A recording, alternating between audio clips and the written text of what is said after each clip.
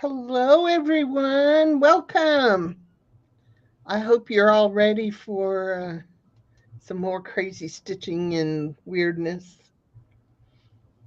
because that's what we're all about today. Except that Kim is tired and I'm fighting vertigo, so y'all may have to yell at us once in a while, keep us in line. Yeah, I'm just a little tired. At least I'm not tired and cranky. I'm just tired. Yeah, that's a good thing. It is, it is, it is. So I'm thinking what I'm going to do is I'm going to start adding some beads now. That way I might not have to just stitch these down. I could probably just add beads around the edge and stuff. Hey, Hmm. Chrissy. Hi, Monica. Hello, hello. Nice to see you guys. So So yeah, what? Go ahead. I'm still working on this one. Of course, Jean got her other one finished. It's beautiful. Yeah, I really Absolutely. like it. Me too. Hey, Jen, nice to see you. Oh, you finally got the time differences right? Awesome. That is awesome. So what I'm doing is this is a piece of wool. Um, It's sort of been felted, but not fully felted because it's still in phrase. And then I've been using felt circles in a lot of things lately. And in fact, I have quite a stash. And I've been saving the cutoffs of that. And I think that's what I want to do as my background with just the felt to start with. And so I am just kind of playing with stuff right now. None of it is set in stone. I got pins to pin it in place, and I got a needle and thread to stitch it down. I'm going to baste it first because I kind of want to sew it down with the beads and whatever other goodies I decide to add in there.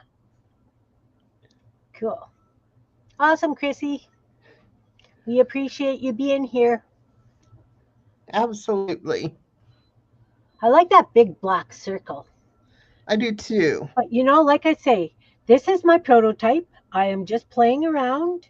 My next one, I have all kinds of different visions for. I have no idea what I'm going to do with them when they're done, but you know. Yep. Ron looked at it and goes, yeah, that's interesting. It's not his type of thing, right? But Yeah. and I get that. I get that. So this piece right here, I don't know if you can see if I can get it up close enough. It's All got a those backing. this is my felt that I made. All right. And I have some of these funkier ones like that one, and then there's that one. Hey, Those Susie, are welcome. my felt. Yeah. Hi, Susie. I'm so glad you're here. And Belinda, yay! Nice to see you, hun. Nice to Well, see you. hello, Belinda. All right. So yeah, I'm gonna go and get. I don't know. Maybe I should do black and white beads. I don't have my white beads.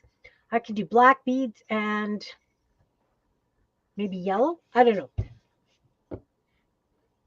So I'm gonna add some beads, and then I'm gonna start stitching along the edge to so I can bind it off, and you know how it goes. Put them in a book once they're done. This is approximate. I have even no idea how big this is. It's not going to fit in a book. It's 12 inches wide, and that's 12 inches. So I'd say probably 18, 12 by 18. That I'm not making a book that big. And these stick out way big. They're huge beads. They're probably an inch diameter. So not going to go in a book. But I might do a series and hang them. I don't have any wall space, but I'll find you.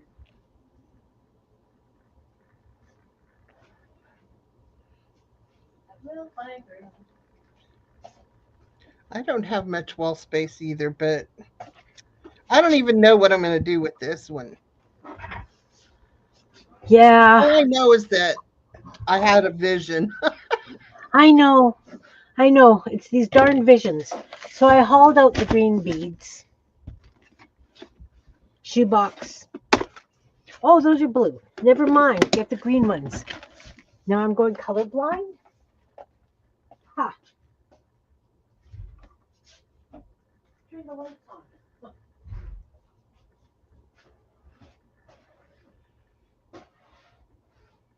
I have way more felt circles and scraps than I need. Pardon? I have way more felt circles and scraps than I need. I know the feeling. See, I've got these really weird shaped beads. Like, look at that, Jean. That's weird. And look at how big it is. But it only goes through, so I mean, I can put it like this Mm-hmm. for depth. And I have quite a few like that. I have a round one. So these are the kinds of beads, they were on a necklace or something that kind of went like this with something between them. It was Uh-huh. very strange. Anyway, I'm thinking that I could do something like that.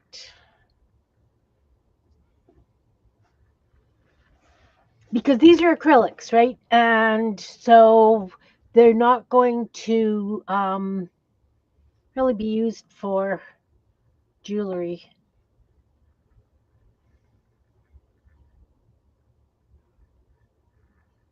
No.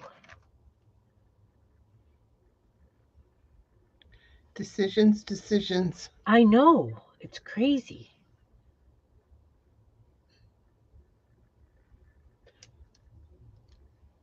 It is, Kitty Jen. Like it's very weird shape.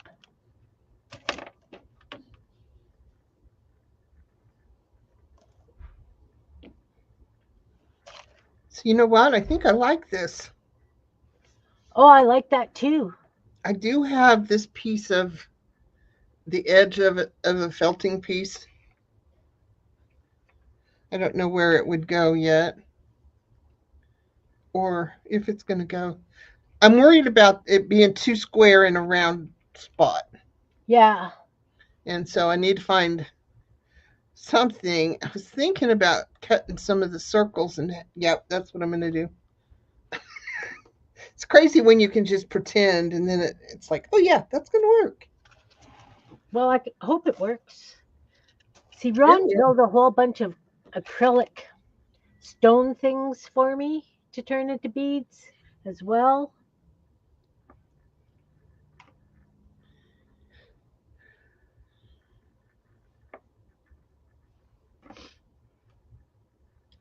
I have a little bit of a mixture of real felt and not real felt. Yeah. Wool felt or acrylic felt is what I should say. And I'm really not sure. Hopefully, it doesn't, you can't tell the difference when it's finished. I like that. I I do got, too. got these little triangles from something I tried to cut out that didn't work. Imagine that. Hey, Anne, welcome. You're packing food for the freezer? Awesome. I have a big pot of baked beans happening.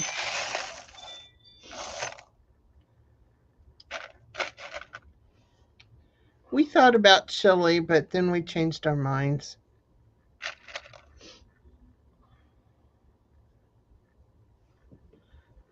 Yeah, you know what? If I do groupings of 3 beads, green beads all over the place, I kind of like that. Can you see it? What do you think? Maybe those ones need to come on this side for the height.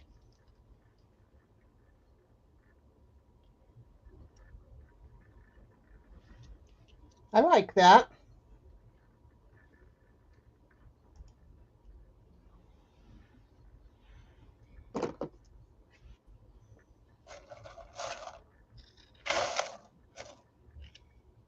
I'm just looking for odd. See, I've got a lot of those, whoa, green elongated things. These ones. Mm-hmm. But they're wood. I don't know. I just use most of this stuff for dangles. I do have a couple of pieces of glass ones, a couple of, but I'm not going to put them in.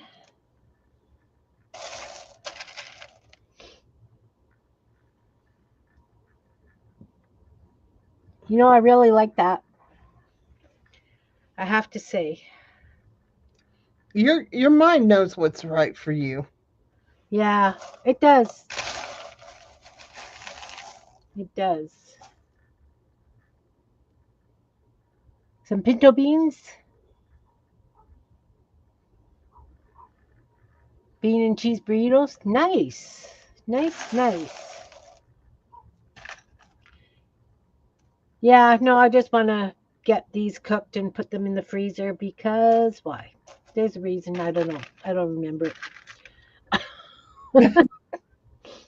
Because I need baked beans in my freezer because a lot of times I want beans on toast and I think that's why.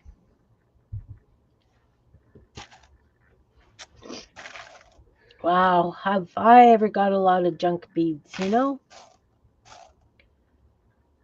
It's okay.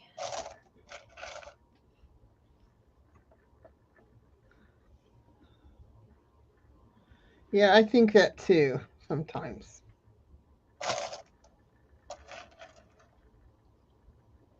Some of these though, like those, I did that, not a junkyard doll, but that one out of, what are they called? I can't remember what they're called. Canvas board. Good grief. Sorry, guys. I am really tired. Um, and I have a couple of more cut to do. And of course, I use the beads for the eyes and that kind of stuff. So, sorry if the sound of the beads rattling is an annoyance. So I'm gonna make me big real quick. You make you big. Center stage. Center stage. We don't make big. Oh yeah, that's right. Center stage because I need Center. opinions. Okay, so here's my circle. I don't know how the color's showing up. Now, I am going to put beads down and I'm probably going to put some half felt balls and kind of go in the same concept as this with the dimensional. But this is my background. What does anybody think? I like it. The colors are spread out enough so it's not all clustered in one area. Uh huh. And the gray piece that you've got, I love it the way it is. Doesn't matter that that's clustered. It's just super interesting.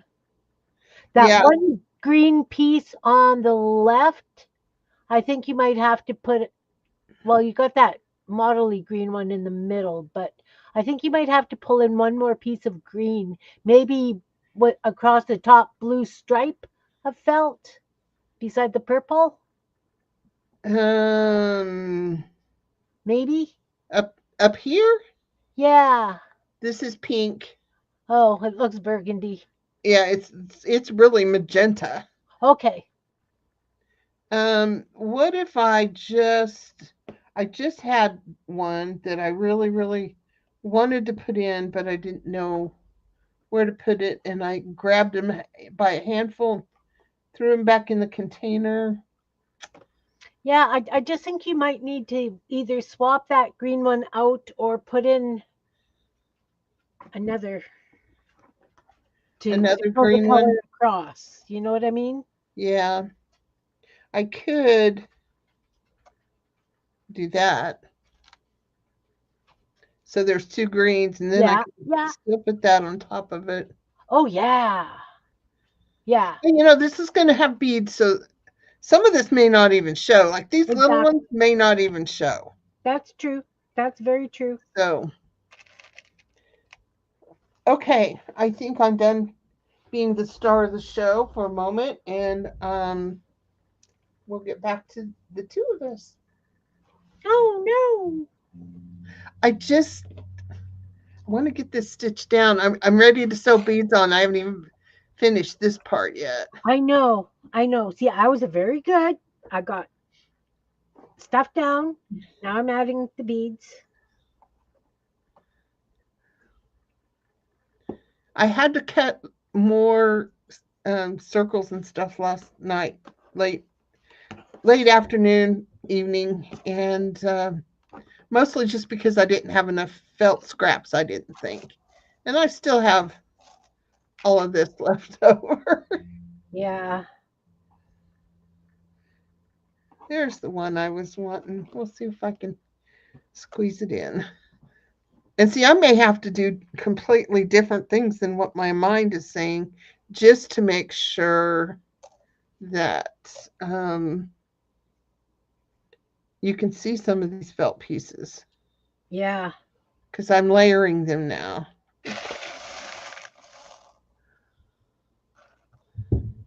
But I can't layer them. I gotta wait. I can always add them on. Let's do the basics. Come on, come on, you can do this. I know. I know. It's like, let's hurry up and get it like to the point where we envision what we're doing. I know that feeling. And I may be spending way too much time on one thing. Like I'm gonna sit and baste these in Yeah. because I want the embroidery stitches to be the design. And I may start embroidering on it right off instead of basting. I don't know. But for now, knowing that how I'm gonna work and how fast I am not probably gonna work, I'm gonna pin what I can down. Yeah.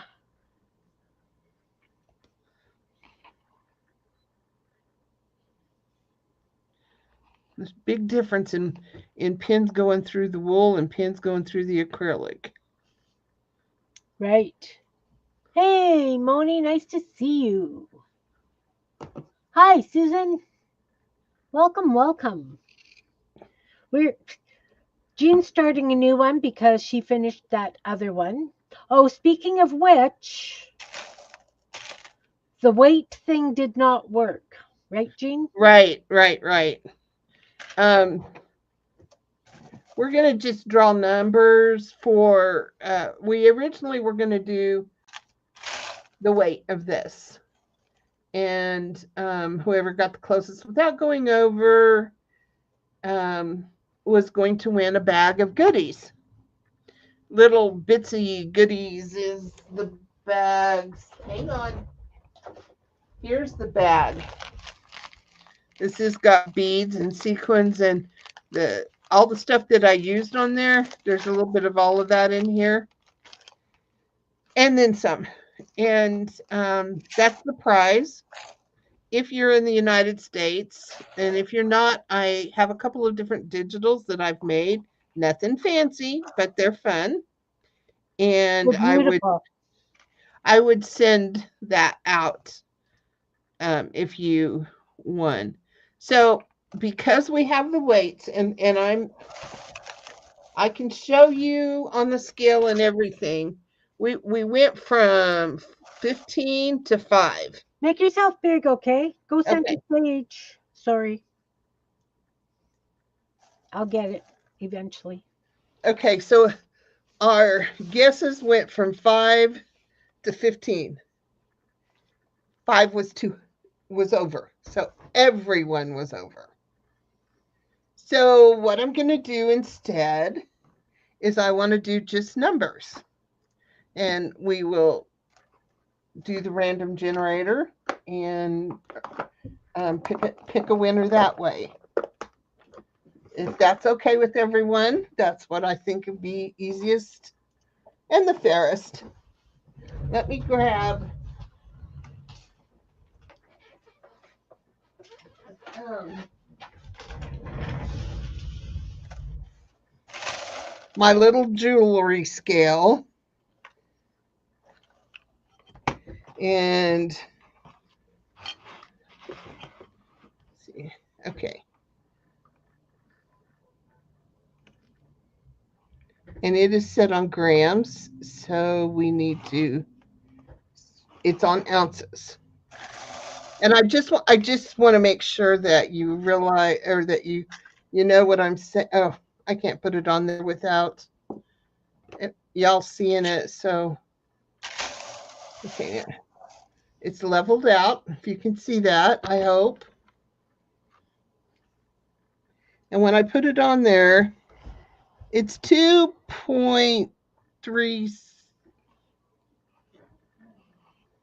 2.36 ounces.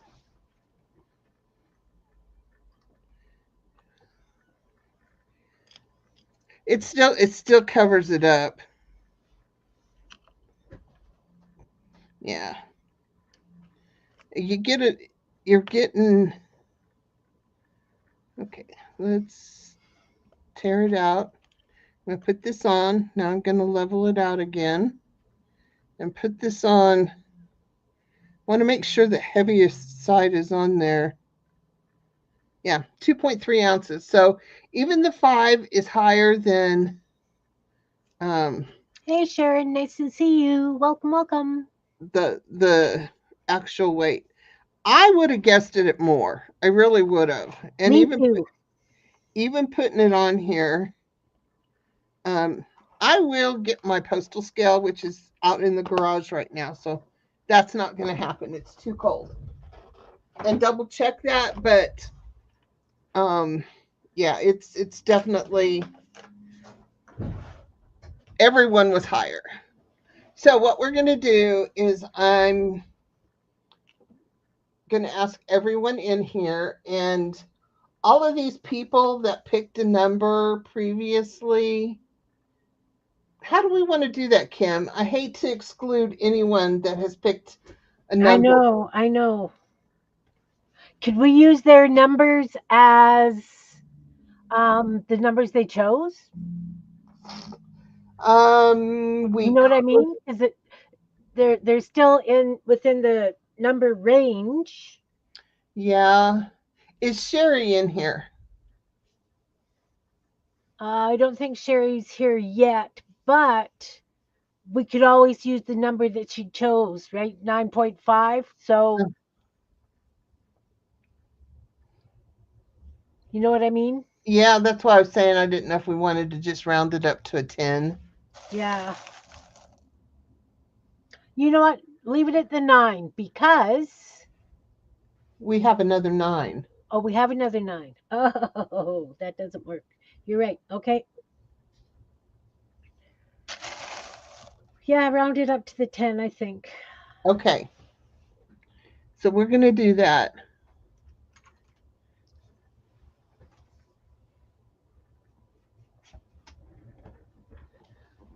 Okay. No, that's really not going to. It's not going to work? Well, it is for those that aren't here. Right.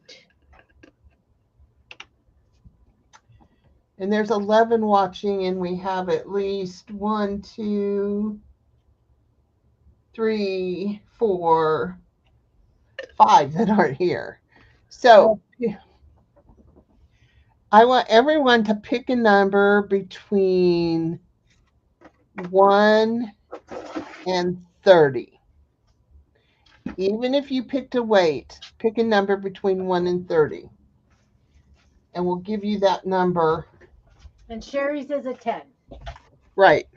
We have a few that are not here right now. And we're going to give them their numbers that they chose for weight. And remember, you're not winning the piece that Jean made.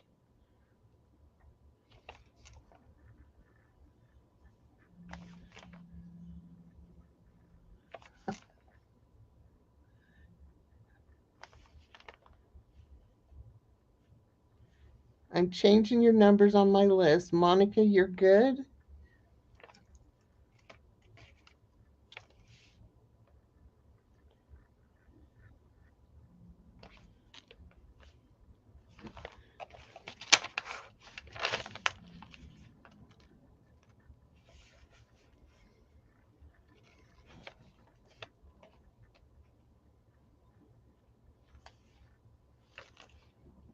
Between 1 and 30. Okay. And Monica, Belinda. Sorry, guys, I'm kind of slow here.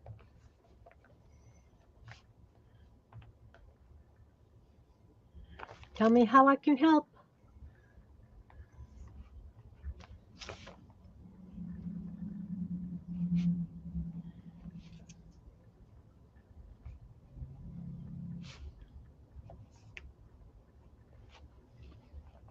I knew Susie would pick that number.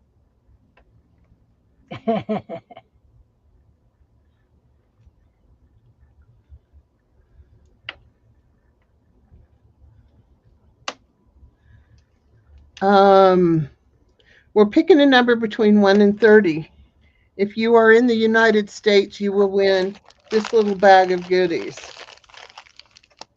These are all things that I used on my first bead embroidery, junk embroidery.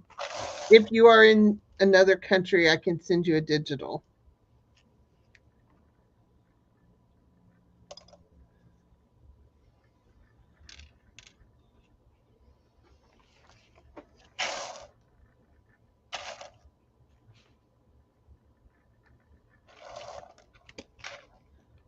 Okay. I have everyone's new number. And we have 1, 2, 3, 4 that are not here that put their guesses in last week. And I definitely want to include them because I would have never guessed this. Everybody was over. So. Yeah. No, And the only way to keep going with the weight is to say you had to use a decimal point in there because, it weighed 2.3 ounces and you have 15 people guessing and you can only go from 1 to 2. Yeah. So just doing a random number is what really worked. So I'm going to use my Mr. Siri here. Hey, Siri. Pick a random number between 1 and 30. A random number between 1 and 30 is 21. Okay. Closest without going over.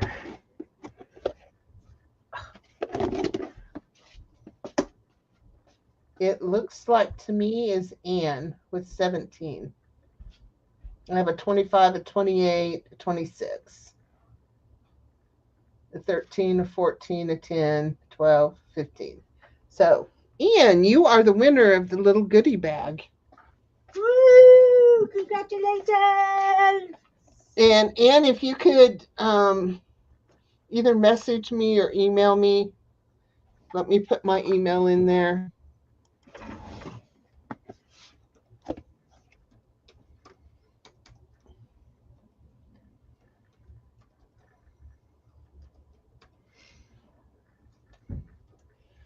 I don't have access to any of the addresses that I had previous access to. So, yeah, I will need your address.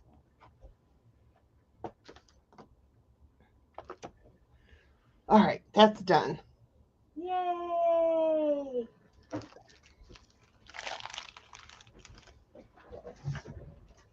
Incoming! Okay, let's put us both back up here.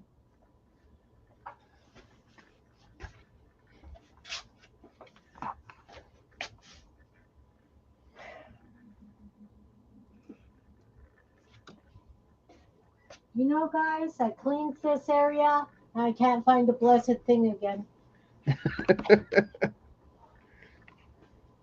Isn't that normal? Leslie in the back 40. I'll be back. Okay, call us if you need us to call 911 or anything. Mama Jay. Oh, for love of Pete.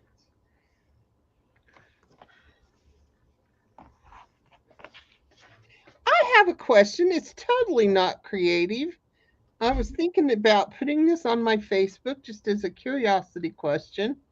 A long time ago, I used to do um, stupid Monday questions, and I asked stupid questions, and I had a pretty good response. That's something I'm thinking about picking back up again. But I'm just asking now because why? Because you Because I can. can. Do you use a top sheet? Yes. Hi, dragons. Hey, Dragon. Welcome, welcome.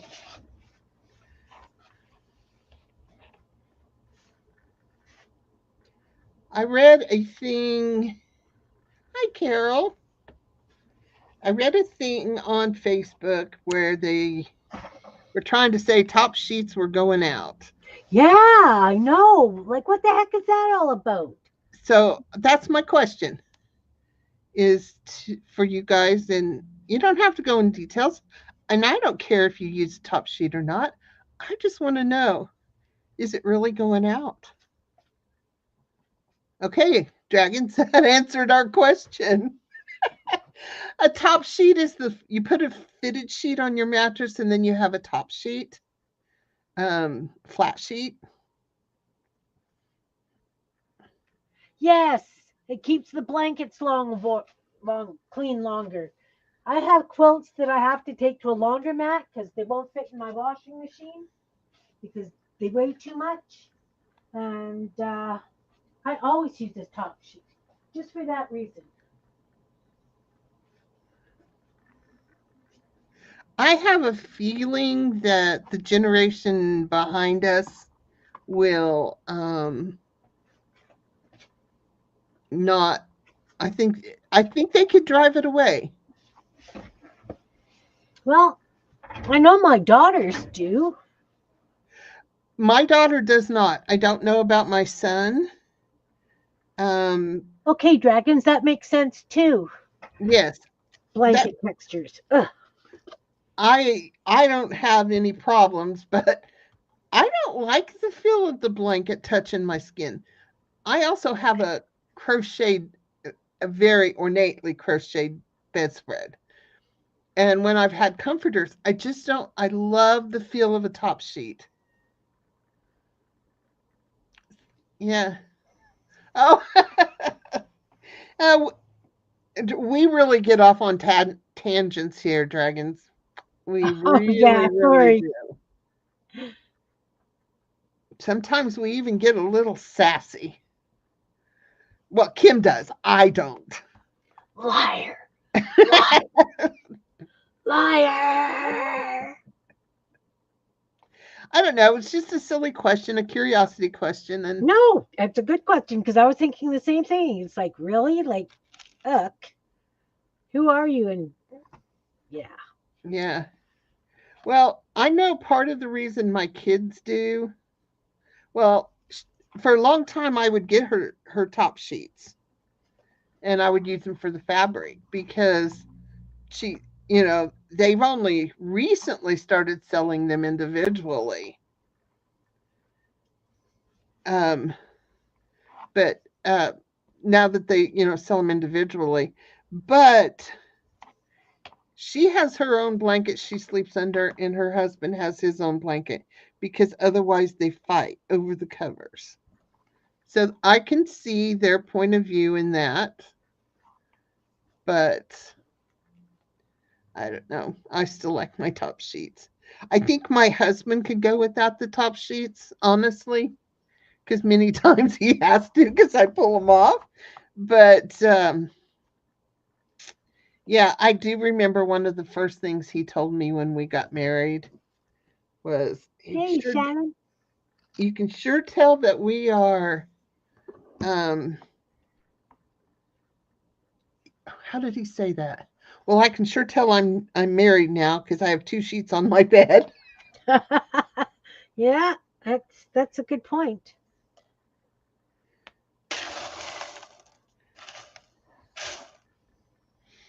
Note to self: why didn't you pick out beads before you started?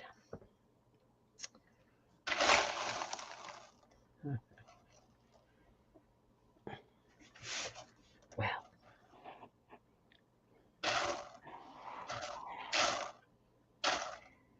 so I hope everybody's doing really, really well today. Are you creating today?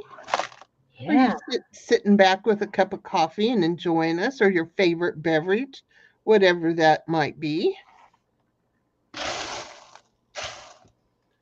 Okay, let's see if oh, we got them all. Oh, we missed one. oh Yeah, no. I don't remember where it was.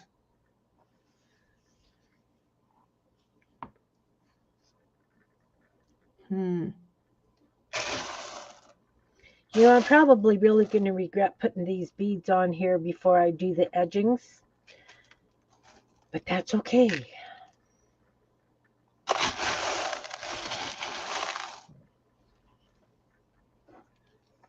Why didn't I pull more of those at once before I started this?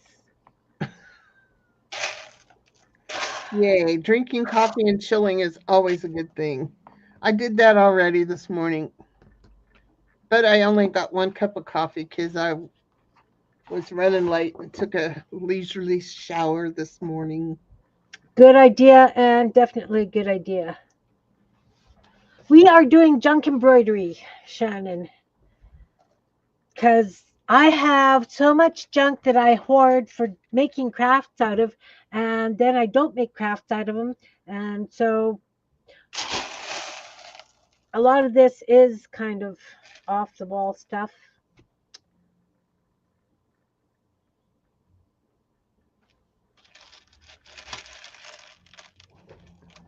And then you find the bead you want and you go to grab it and it slithers down into the bowels of the bin. I even had a couple of needle felted pieces that I was going to put in here, but they'll have to go to the next project because I like what I got.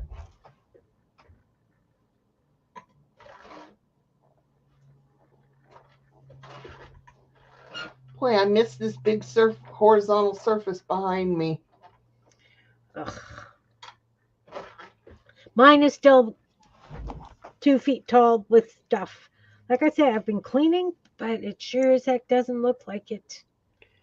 I don't know. It's crazy. Yeah, I haven't been cleaning. I've been organizing, Well, yeah.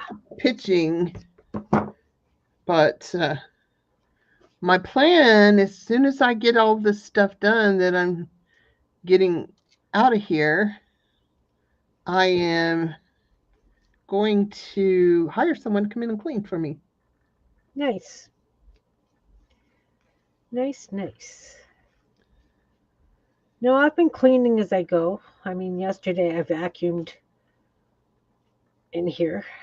I heard all kinds of interesting clunks when I was vacuuming under shelves and stuff. And I just thought, you know what? If it's under there, I didn't know that I had it for a long time, obviously. So good enough. Yep. My off the wall stuff. Yes, thank you. Except that this is supposed to go on my wall. Your cleaning lady was there this morning. Well, I have to admit, I was very good. I actually cleaned my kitchen this morning. I don't clean my kitchen every day. Okay, another curiosity question. Now, if you have a dishwasher, I guess this question doesn't isn't for you, but if you do your dishes, do you do them right after your meal? Or do you do, I mean, when do you do your dishes? A week later, and I have a dishwasher. I have a dishwasher, but my plates don't fit in there. The thing that goes around and lets the water out would hit my plates. Okay.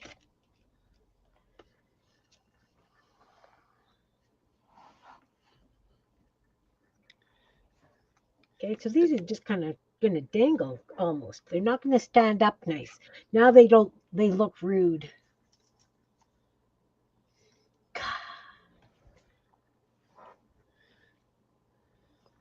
Well, in reference to Ian's comment about changing the sheets, and then Chrissy's comment about what else wasn't he taught. You know, if he went off to school and mom changed his sheets, he may never realize that his sheets were ever changed. Yeah. Because I know growing up, we had, and even in our early marriage, we had one set of sheets. Yeah, but see, I always knew when the sheets were changed because Mom always hung them out on the line. Oh, yeah. And there's nothing nicer than line dried sheets. In fact, when I was working at the seniors home and we had a lot of people sundowning, I started washing when their pillowcases were washed. I would get the laundry ladies to bring them up to me so I could put them out on the line, and I had a lot more people sleeping because it didn't smell institutionalized. That's smart. Okay, Monica.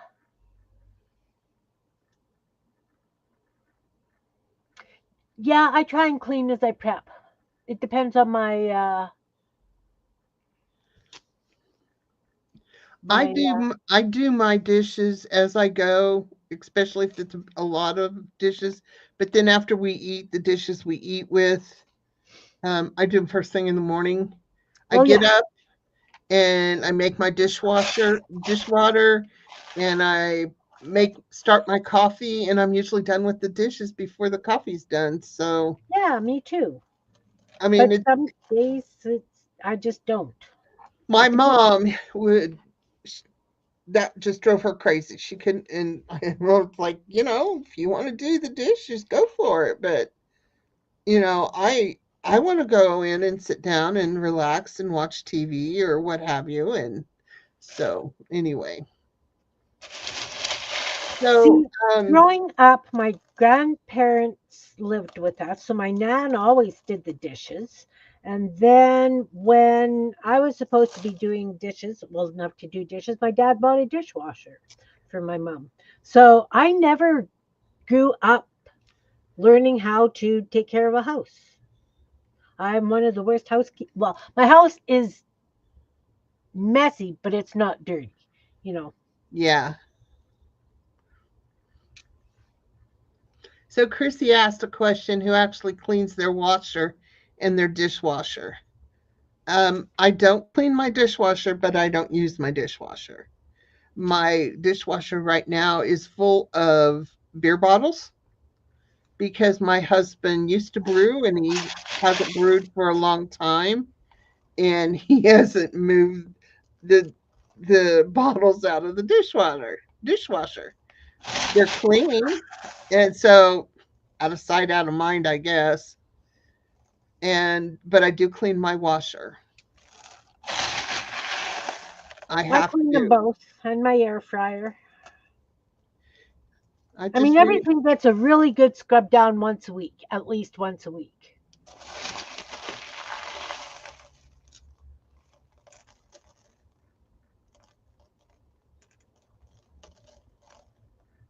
But it's more usually like two. And it depends on which big pots and stuff I use. If my counter is full of like a 15-quart pot and the liner for my Instapot or whatever, I definitely get my dishes done sooner because that's just takes up too much counter space. And I do a lot of cooking.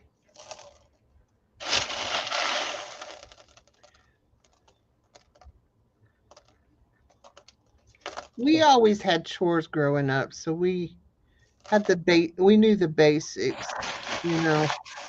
And after when I was in high school and able to drive home, we lived in the country. And so by the time my parents got home from work or whatever, it was late. I mean, close to 7. If mom would have come home and cooked supper from work, we would have been eating at 7 or 8 o'clock. So I learned to cook, and I did a lot of the cooking after, for supper. Mom had set out a chicken one time, and I never knew how to cut up a chicken other than watching her. And I cut up a chicken, and my mom said that was better than the grocery store. Awesome. Yeah, she may have just been teasing me, but that's okay.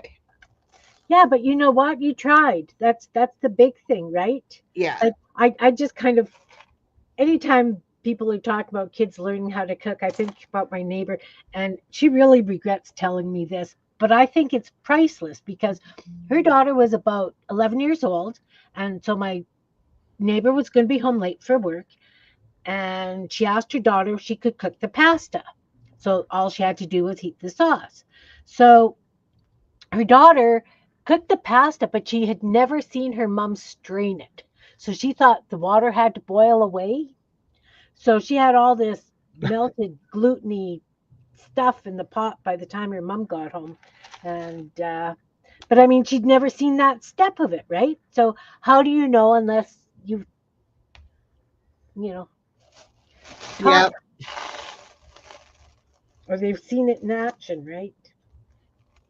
And when I was teaching cooking, I had staff members.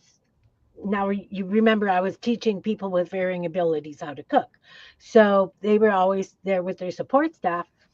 And the support staff, some of them didn't even know how to use a can opener because they were young. They still lived at home. Mom did all the cooking. They didn't know how to use a can opener. So my clients would um, teach them how to cook. I loved it. I loved it.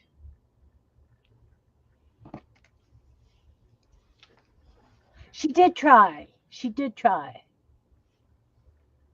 Christy said that yucky, at least she tried. Yeah, definitely she tried. And said she started cooking family dinners this summer after you turned 12, had a minimum of 8 people for dinner. Yeah, yeah. See, my kids, okay, Shannon, um, my kids learned to cook from scratch because that's the way I did it, right? So they make bread, they make homemade soup, they make um, so much stuff, really. And because that's the way they grew up. And in turn, my grandkids do it too because they've seen me do it. They saw their mom do it. So they know how to make bread and pasta and whatever. So I think too, it all depends on, oh no, it all depends on what you see as you're being raised, right? Well, Yeah. and my nephew, actually, I think it's kind of funny. My sister didn't cook lots because she worked very long hours. She worked as a financial manager at a car dealership, and he spent an awful lot of time in my house. And he cooks more like I do, even though he jokes and says, "Oh, eating at the Improv," right? So yeah. Well, that didn't turn out quite the way I wanted it to, but it's gonna have to do. So I have a cute cooking story. All right. Um, the person, she's actually my niece's birth mother. We'll just call her birth mother. Okay. She's not active in my niece's life. Hasn't seen her for 4 years now. She They were coming out to the farm. All of us, we were having a dinner. I don't know what for, but she was going to bake a cake, and she brought out the cake mix, and she was following the directions. And in our farm, it's You got a window over the kitchen sink, but the window goes into the dining room. So we were in the dining room, and she peeks her head through that window and she says, "Well, do I use hot water or cold water?" So now when any of us make a cake, that's our joke. Well, do you use hot water or cold water? Well, that's good. She asked. I had taken a cooking class. I was probably about 8 or 9. My cousin and I both took this cooking class. It was put on through the gas company, gas stoves and whatever, the gas company. So we took this cooking class and I learned how to make a cake. So mom was at work. So I phoned her at work and I said, "Can I make a cake?" And she said, "Sure." So she comes home and we have supper and we're having cake. And she goes, "Oh, this is really good." And I said, "Yeah, just don't mind the little brown bits in the middle." And she goes, "The brown bits in the middle?" I says, "Yeah. From when I heated it on the stove, it kind of stuck." And she goes, "Heated it on the stove?" And she says, "Read me the recipe." And I heated it well instead of beated it well. And the cake still worked, but there were brown bits in it. Yeah. Did she take you to get your eyes checked then? No, the problem is I would, as a kid and as an adult, I'm like a road runner. I just zoom when I'm cooking. And I don't think I just do, right? So I read the recipe and just did it. And it was wrong, but it was okay. But yeah, mom never let me live that one down either. So, That's funny. And since the first time my brother baked a cake, recipe called for a whole egg. He threw it in, oh eggshelling my out. goodness. Yeah. You See, know, you don't know. those little mishaps like that are why there's warnings on packages, you Yeah. know? Okay. Okay. But I just saw a warning label on a gas pump, like the nozzle for putting gas in your vehicle, and it Uh-huh. says does not belong in mouth or rectum. Who the heck did that they had to put that warning label on it? Oh my Riddle me goodness. that. That's the crazy part is that somebody had to do that to make that I warning. know. My goodness. I just shake my head. That's all I can do.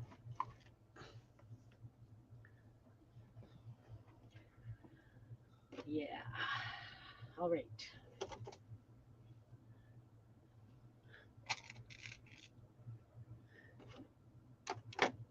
Kind of like hemorrhoid cream has some weird warnings on it too.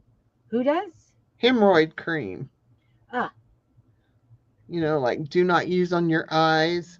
yeah. Well, because they were saying that it works to take the puffiness away from your eyes, right? Yeah. I don't know. What really troubles me is like all these silly things that the kids are doing for um, challenges, like the Tide Pods and stuff. Yeah. You know, we never had to have warnings like that,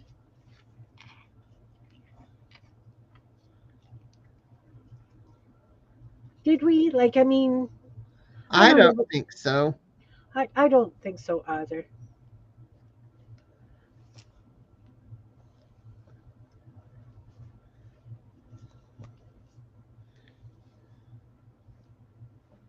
Oh, yeah, and I believe that.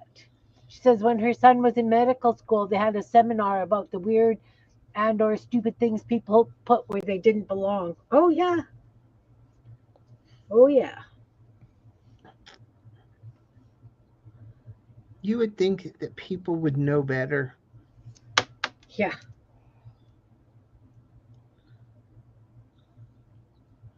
My question is just how bored do you have to be before you try something silly like that?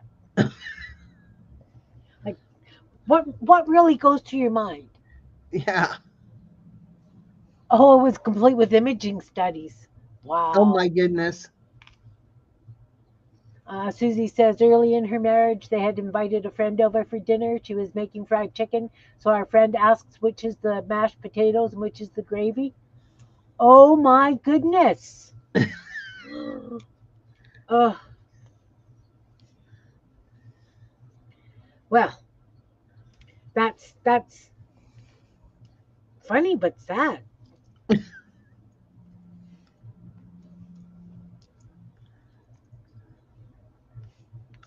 I would have said, I don't know, eat it and see. Did you have like a dumbfounded look on your face, Susie? I know I would have. It would be like, what? Wait, what?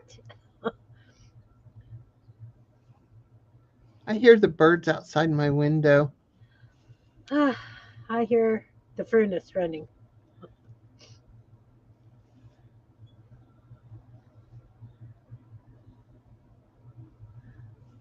The image studies would be funny.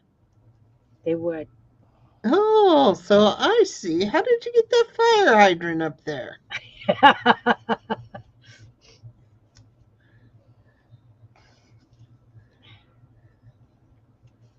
I'm just basting this with really big stitches. I kind of like the big stitches on there. Yeah. Well, the cool thing is you could leave them, and if they show, that's just going to add texture, right? Yep,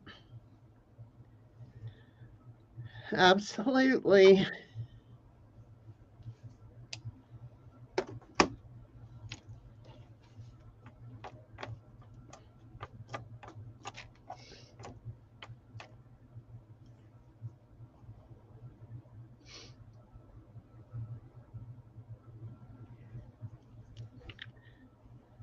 I'm really liking it with the green beads on it. Cool.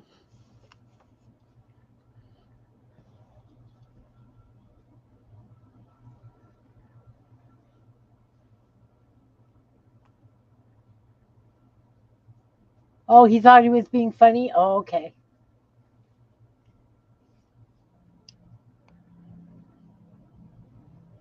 See, I can see that in the scene like in the 50s or 60s and Mary Tyler Moore show kind of thing. And some person asks that, and the wife runs off crying to her bedroom. Yes. Yes. Oh, We're not very nice, Jean. Because I totally agree with that.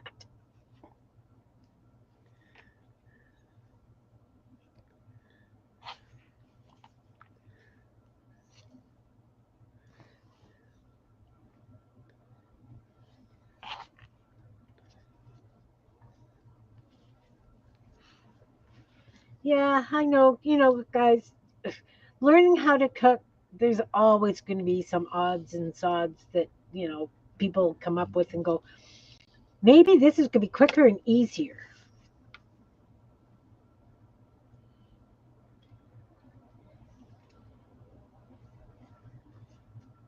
And unless you're more experienced about it, you know how to make the quicker and easier.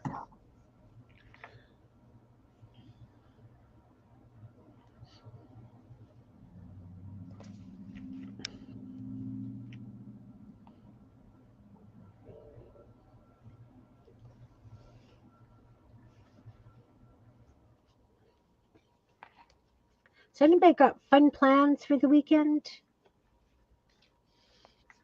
There's no Feral Artist Group this weekend. It's the last Sunday.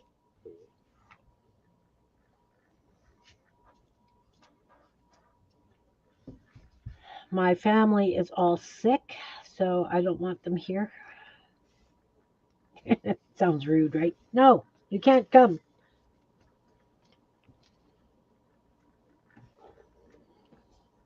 So I actually have the whole weekend just to play down here or clean or both or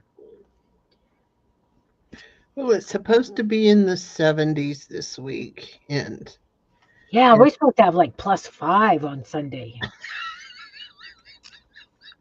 I'm sorry, that's always so funny when you say that. I know. But really, that's going to be a lovely day. That's like t-shirt weather. I'm hoping to finish my garage. Nice. I think I have like 20 more boxes to pack.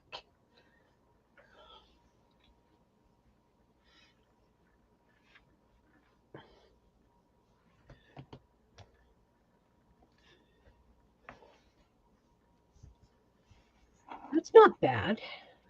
Nope.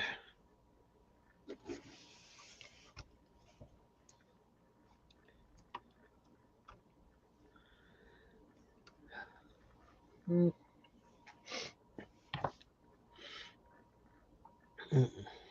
You know, now I think I'm no, no. You just do what you're doing, Kim. Just do what you're doing.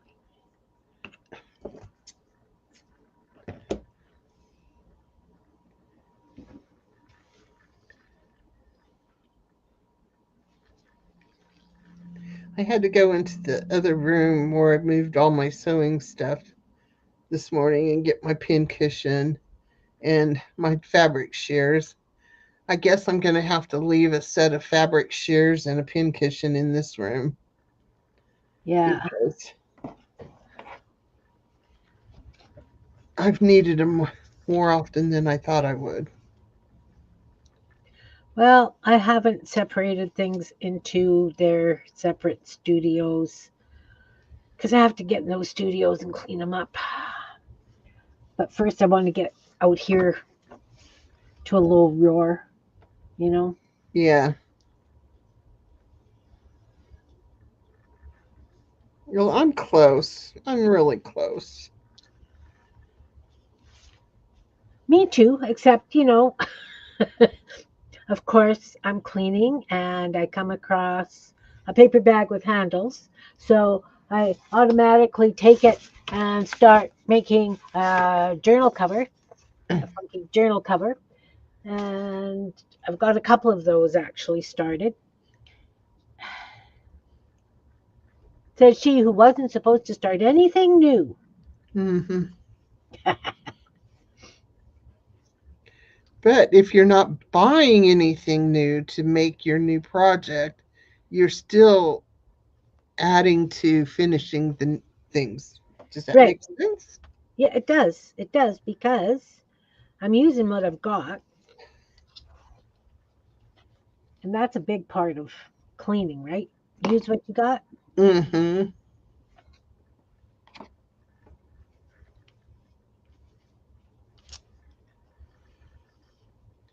I am working towards getting rid of a bunch of things.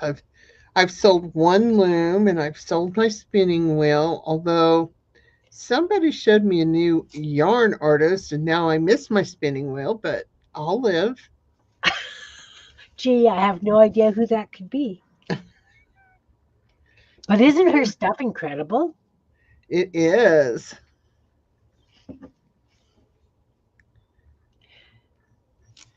And um I still can do the drop spindle. That's Yeah, okay. And I'm okay with that because, I don't knit and I'm not going to crochet something with wool either because, for one, this is how I use wool. yeah, So I don't really use wool yarn. There's going to be some wool yarn put in this. yeah. But I mean, like her stuff, a lot of it is woven and Uh-huh. wet felted. So it's just beautiful. Yeah. It's not that I want to start doing that, but I sure can appreciate how beautiful her stuff is. Yeah, exactly. I'm going to even get rid of my felting machine. Yeah, I probably haven't used it in several years, but it's going to have to be somebody local, I mean, or someplace where I travel to, yeah, because I don't want to ship it. right. But we've been known to drive 90 miles just to go to lunch. So, I know. We used to go to Regina for coffee. That's 6 hours from here, 6.5 hours from here. We went to Detroit Lakes for supper one time. That's another like 4 or 5 hours from here. Yeah. We just used to do things like that. And I mean, I miss it, but I mean, we do go on putt fairly often again now that we've got a reliable vehicle, but not as often as we used to. Plus, our price of gas, good grief. It's okay. What do you pay for gas? It was 156 a liter. So what? It's 3.78 liters to a gallon. So lots. Wow.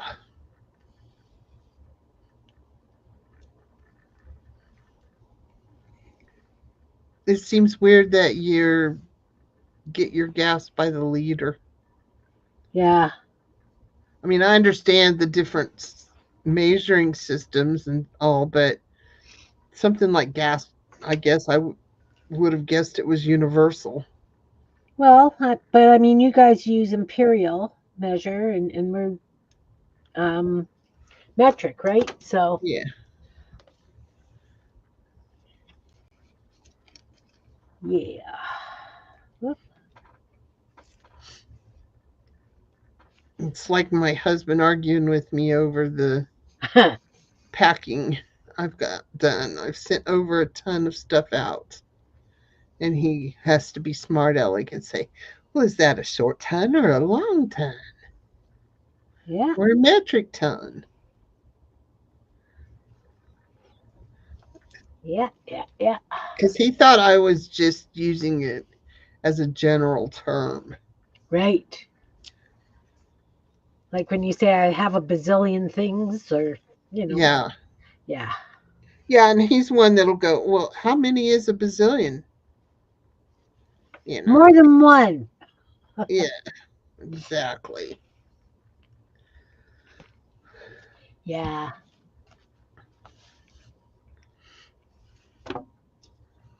So tell us about the show you saw last night. It was interesting. We saw Cirque du Soleil, and it was the show Crystal, and I had no idea it was all on ice. Lots of incredible skating and acrobats on ice. Like, my goodness gracious. And of course, being Cirque, the acrobatics are incredible. Like the guy up on the trapeze, and he's got a foot behind her neck and a foot between her legs, and he's spinning her around up a bazillion feet above the ground. It's like, good grief. Like, wow. Yeah, it was good.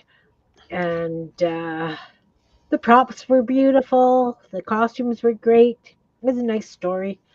It was about a girl who everybody thought was a little bit odd. And so she went and was figure skating and supposedly fell through the ice into this other realm. So there were weird creatures. And it was good.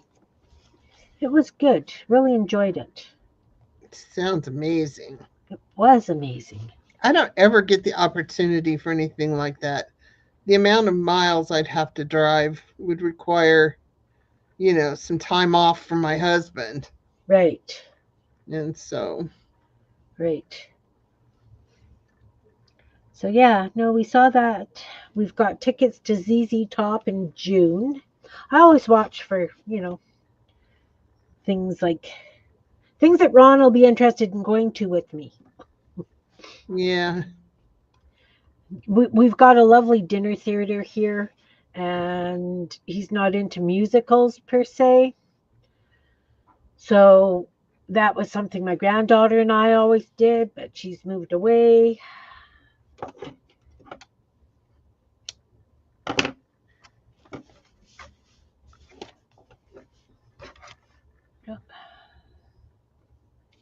I So I'm think liking it with these green beads all over it. the last movie we went to, I believe, was um, The Grinch.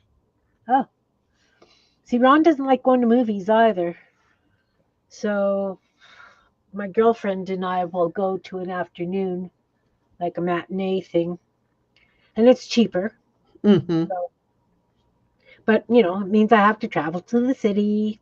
Not that it's far, but it's just We have a on Tuesday. All movies are $5. oh, that's good. So when the grands are here, we do movies on Tuesdays. We That's still awesome. spend a lot because I'm going to make sure they get their drinks and popcorn. Yes. It was funny the first time they snuck candy in. My grandson kept saying, "This feels so illegal, Grandma." I said, "Just be quiet and enjoy your candy." Yeah,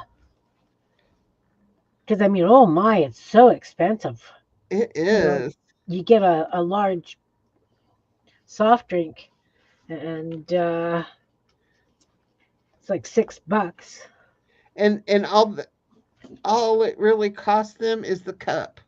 Yeah, because it's usually fountain, right? So it's Yeah, pennies for a cup. yeah. Oh, I think I want them going that way now. Before you do that, find 3 small beads. Well, this is stitching down way faster than I thought it would. Oh, that's good. But like I said, I'm basting, so. Yeah.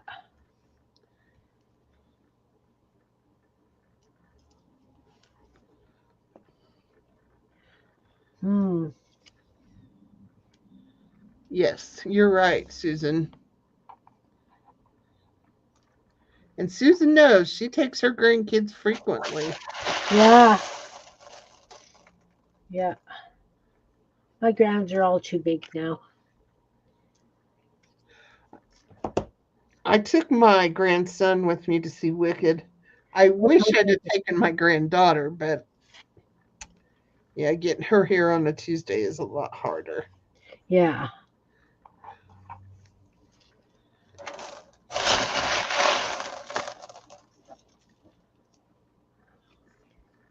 Well, see, I usually pay for the kids' tickets, right? Mm-hmm.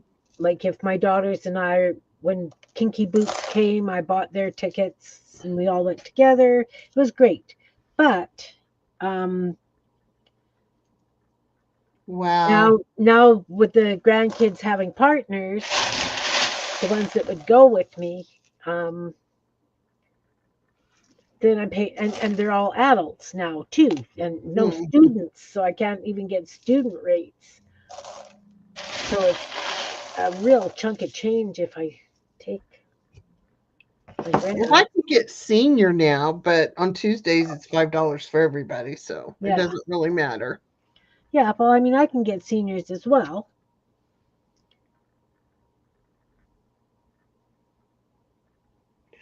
I think $100 for the 4 of us? That's crazy. I can see it because even going on the $5, well, it costs because we can't go to the window and buy a ticket now. You have to do it online Right, right. or use their electronic thing. So now we have to pay tax. And so, then you go get your popcorn and a drink. Even if you sneak in candy, I just like popcorn with my movie. It's part of the experience. Yeah, And it's still pretty close to $30 for us. But when we go on a regular price, it's $40 for just me and Riley. yeah. You know, and it used to be a lot of people would do that for date night, right? Like you get yourself a babysitter and you go to a movie. I don't see how these young people can afford it now. Going out for dinner and a movie, that's a $400 night easy now. Yep. Because I don't know Especially, what it costs for you guys to go out for dinner, but Ron and I had gone out just for a burger. We stopped for a burger after we went to Costco the other day, and it was $40 for a burger and fries, and we split the darn fries. yeah. Well, we go. Our normal Friday night meal is going to the our favorite Mexican restaurant, and including the tip, it's right at $40. Yeah, It used to be so much cheaper, but it's crazy. Absolutely crazy.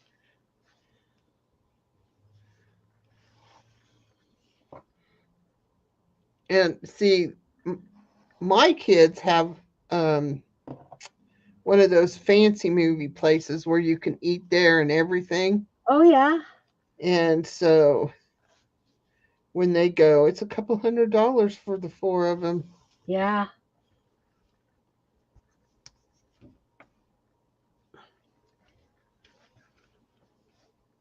Do your movie theaters, some of them have liquor?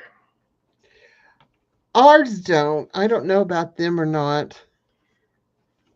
Because one of ours I know was doing liquor for a while. I don't know if they still do it or not. Because, like I say, we don't go to movies. But uh, yeah, crazy. It's just crazy.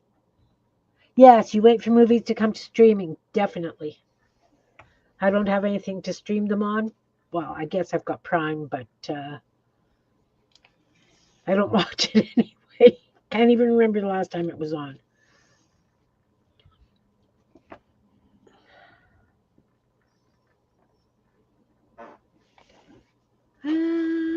This is my last row of green beads.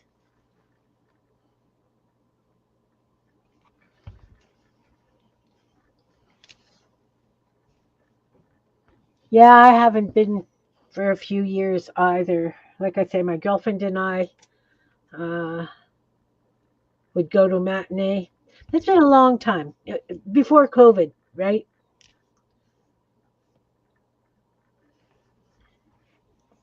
Well, Wicked was the last movie I've seen. And you'd think that for the $5 thing, I would go to the movies by myself on a Tuesday afternoon, but I I thought it never was do. fun. No, I did go see Willy Wonka, the newest Willy Wonka, all by myself Oh, nice. because I love the Willy Wonka shows.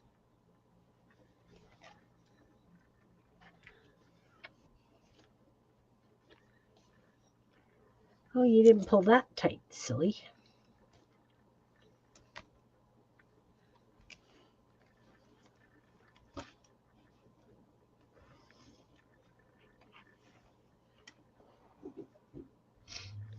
I wonder how much of this felt you're really going to see. I don't know. We all know that it takes a lot for me to leave blank space. I know. I know. The only reason the first junk embroidery had um, blank space is because I took it out of the hoop, off the hoop, the outside hoop, Yeah. and then I could move it around and it looked more balanced then. So Right. Right.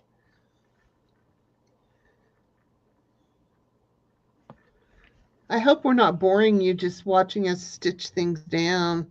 Yeah.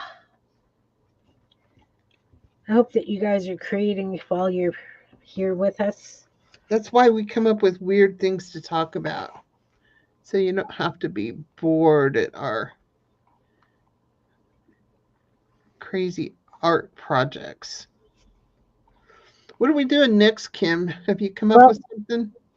next week is still February, so we're still doing our junk embroidery. I don't know what we're going to do for March.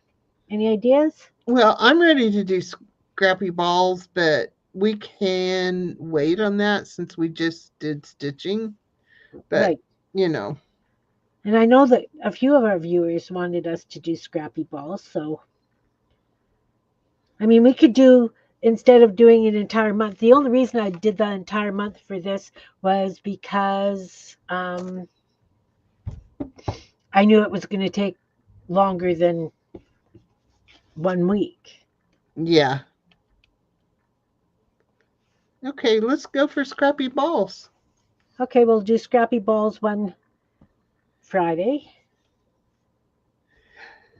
And Susan, then you along saw with that other grid journaling with the scribbles. We could do that one yeah, day. I think it's just going to be just a play month, that works for me. but we'll decide everything that we're doing so I can put it on the calendar so people can play along with us. What you working on, Susan? If you play, they will come. Well, That's what we should call it.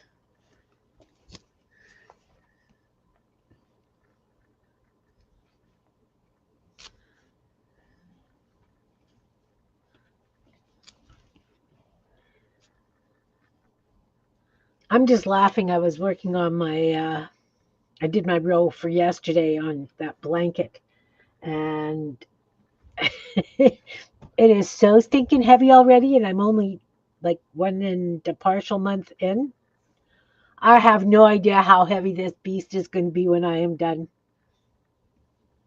The nice thing though is once it's at a certain size, I can put it on the floor and just sit on it to do the row instead of having to have it on my lap. I've determined that. Yeah, Cleaning the that would cupboard be door. all right, except for then somebody'd have to get me up off the floor. Yeah, good point. Well, maybe I could spread it out on the bed and do that. There you go. Either way, I'm going to be sitting cross legged. So it's going to be. Oh, yeah, didn't pull that tight again.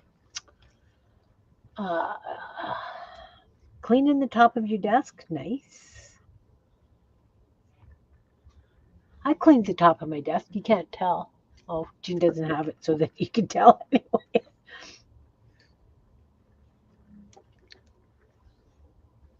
I clean my desk every time I make a project.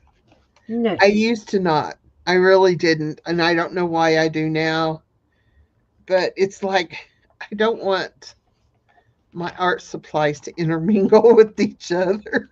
Well, the thing is that because we're doing this junk embroidery, I haven't put any of this stuff away. I'm not using it, but it's here in case I want to add it, right? Yeah. And that is just brutal. Eh, Actually, I did put all my junk embroidery stuff away. Awesome. And I mean, it's all in one container, Yeah. so I can, uh, get to it easily. That's where my goal is I want like things with like things. Yeah, me too. Me too. But now that I'm doing this, like the embroidery on this piece of fabric, I'm thinking that it could be very what? Interesting to do it on a stretched canvas for a mixed media. Yeah. And I've got all those stretched canvases for my daughter when she was doing her paint parties. Mm-hmm. And so I've got all her stretched canvases that didn't meet the grade.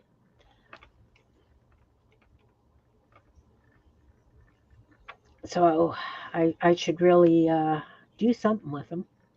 I think you should go to the thrift store and buy a canvas, a cheap one, and then whatever's on it, work that into your design. Oh, I did that already last month or a couple of months ago anyway. Ah. I took it off the frame and did some texture and stuff to it. Never Mhm. finished it. It's still sitting there waiting to be finished. But okay, so I got all the green beads stitched down.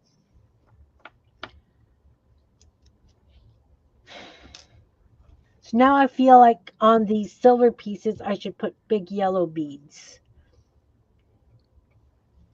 Cool. What kind of paper dolls you going to make, Susan? Oh, yeah. What kind of paper dolls?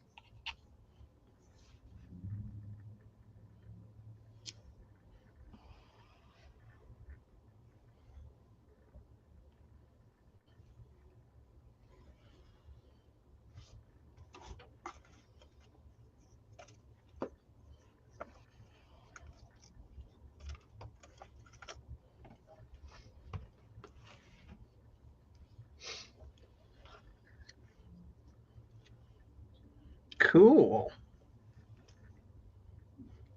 Oh, nice. Nice, nice.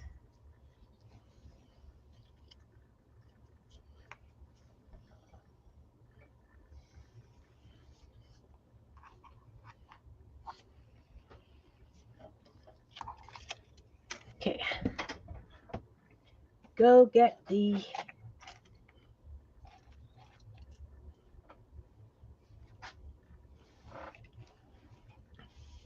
yellow beads. So, Kim, how do you store your thread? Just regular thread. Like this. So, you only have one spool or a few spools?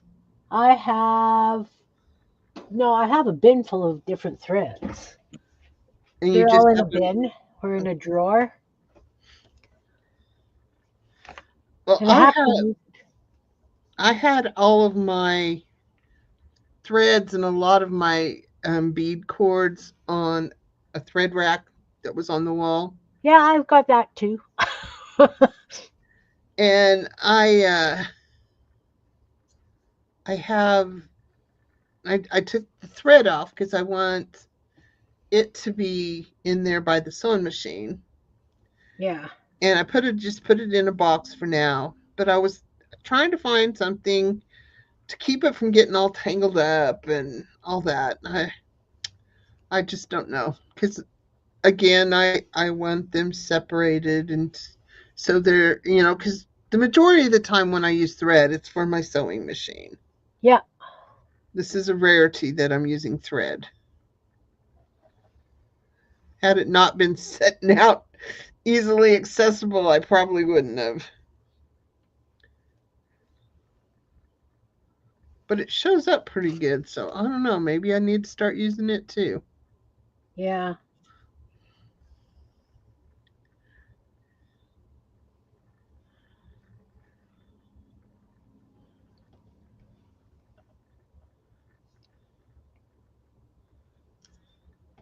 Ugh.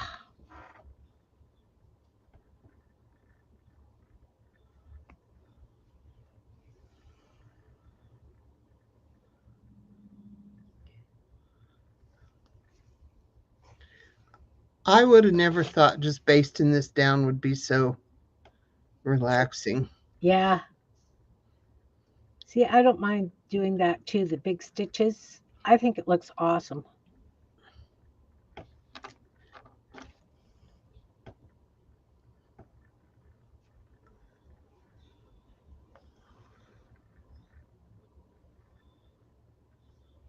Oh, don't split on me. Split. You know what I do when I get bored? Yeah. Don't I know? I sit and I sort my safety my pins, my straight pins, Yeah. and my pin cushion is dirty from that, but it's made out of a vintage quilt, and I separate so all the blues and all the greens and all the yellows are together. Oh, The first time my mom had to use one of my pins, she just looked at me and shook her head. yeah. I said, I don't know. One of those. Sometimes I can be such a slob, and sometimes I can be so organized. Yes. I saw like that lady that we first watched with the embroidery, and she's got everything sorted into color, bins of color. Didn't matter what it Uh-huh. was, everything was in bins of color. And I'm thinking, that just might be the easiest way for me to go. But then I like having like all my crochet cotton together. I like having, you know, That's another good question to ask the people in the box. yeah, Either the question is, if you organize, how do you organize? If you're not, what seems like would be the most ideal way to organize your stuffs?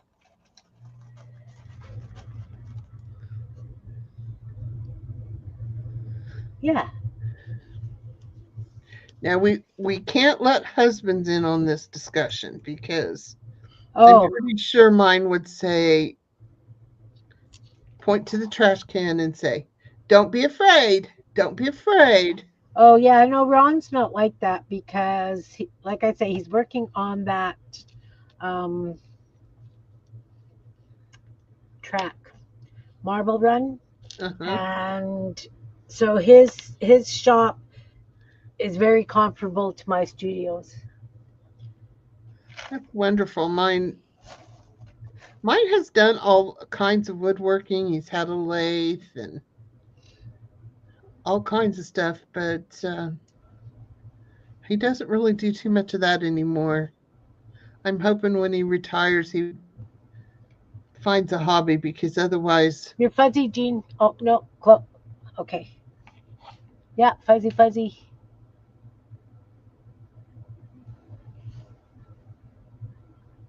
Okay, it's good. Yeah, that's the thing. Men retiring and hobbies. That's a very big thing.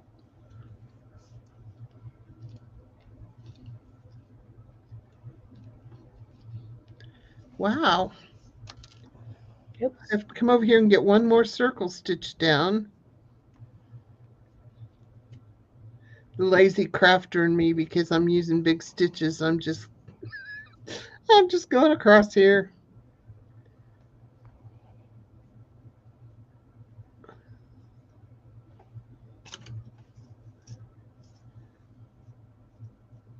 So how do you in the box organize your stuff? Or what would be the perfect organization? To me, the perfect organization is if I could sit in my chair and wheel around and have access to anything I needed without ever having to get up. Let's say I don't mind getting up.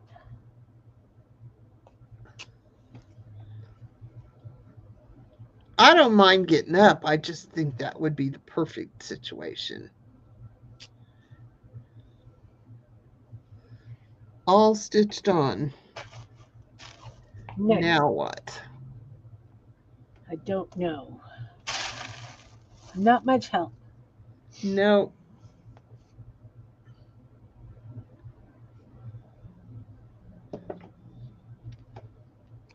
You still there listening? Cool. well, we appreciate that. Yes, we really do, Monica. How do you organize? I know that you've been working on organizing your space. How are you doing it? Like, how do you store your scrap papers? How do you store, like, I don't know that you've got as much junk as I do, but I have a lot of junk. And I admit it. I'm perfectly fine admitting that I have stuff.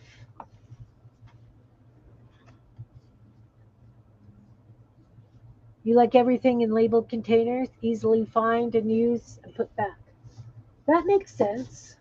My You thing know, was, I agree, because the more it's labeled, the easier it is for me to find things. I do like it when the grands come over. They love the label maker, and they'll sit and make all kinds of labels for me. oh, see, I don't, I've got a label maker. I find that the labels don't stick to a lot of the plastic bins and stuff I have. So I just take a big piece of um, colored paper or the green painter's tape, and I just write on it with marker and stick it down. Yeah, I don't have any problem with mine sticking. In fact, when I do, I only pull half of the sticky off so that when I change what's in there, which I will, Yeah. um, yeah, I can do that easily. I like Monica. I swear, if I just need a little bigger space, and then I will have enough room for all my stuff and be organized, right?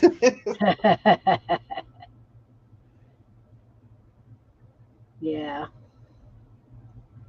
I mean, Ron's shop is 26 by 30, and he's got stuff. He's got lots of stuff. Because, I mean, all his good wood is out there, too, like his walnut and the cabinet making woods. Well, I don't have a problem with scraps because I don't save them. I know you don't. I feel like if I need scraps, I will make new scraps. That may sound not efficient, but it works for me. Yeah. At least now, you know, upon retirement, it could be a whole different story. Yeah.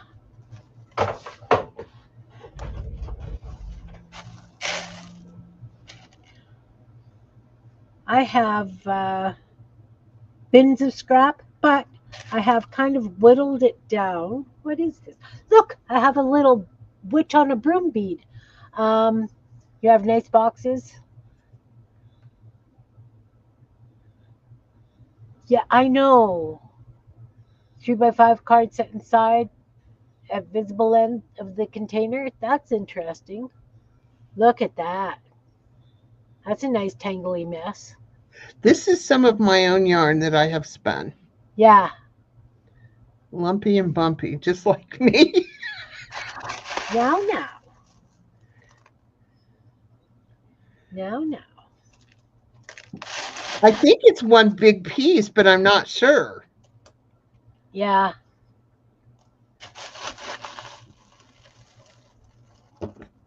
Because you kind of do it and then you put it aside and you don't remember what you've done, right? That's me. I've got. I still have a lot of stuff made that I had for when I was selling. So I've got a bunch of tea cozies and stuff. I'm starting to pull all that stuff back for the yarn.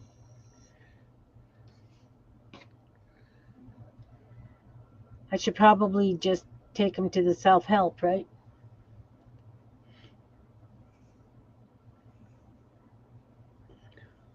Like color specialty threads are in containers made for matchbox type. Oh, that's a good idea.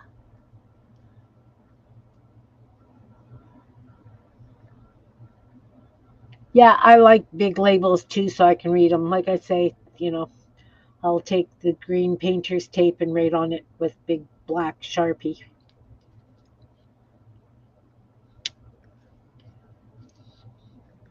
This is the only thing scraps I save is my thread scraps. And Yeah. that comes from weaving when you cut off your extra stuff that you don't use or that you have to have on there to, put it on the loom and get it tight and all that.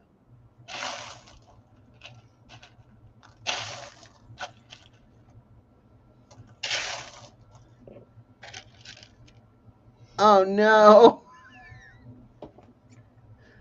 I noticed that when I got my spare bedroom in all the stuff out of there that needed to go out, um, and got it back into a spare bedroom. Well, I'd had a big shelving unit for all the inventory of Defy. And when my daughter moved back from Texas, not Texas, from Virginia, mind you, she's been back for probably close to 5 years, but can get to the things under the shelving unit. There was all kinds of cat toys in there.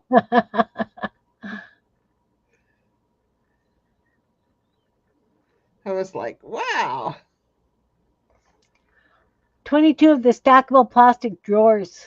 Oh, nice. And my thing is I don't have, aside from mushroom containers, because we eat a lot of mushrooms. Well, I eat a lot of mushrooms.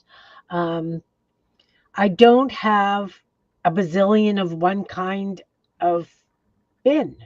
And I think that that would be something that would really help me is if I had things that would stack nicely. I think that would be a really big help. Some of the boxes, yeah. Some of them can be heavy, and some days your wrist, well, my wrists can't take it. So I pick it up and I drop it, and everything's all over the floor. And yeah, yes.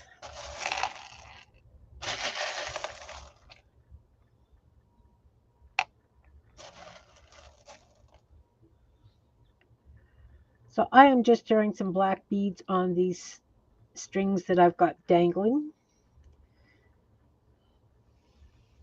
So it's going to kind of look like a black waterfall. Oh, Kim, What? just hang on a minute.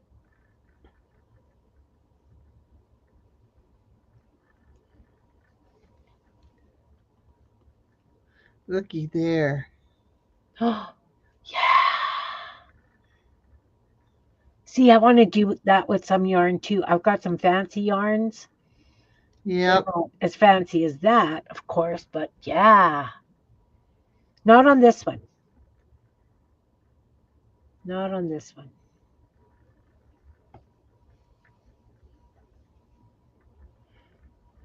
Plastic shoe boxes. Yeah, I've got. Sorry, it's my pump.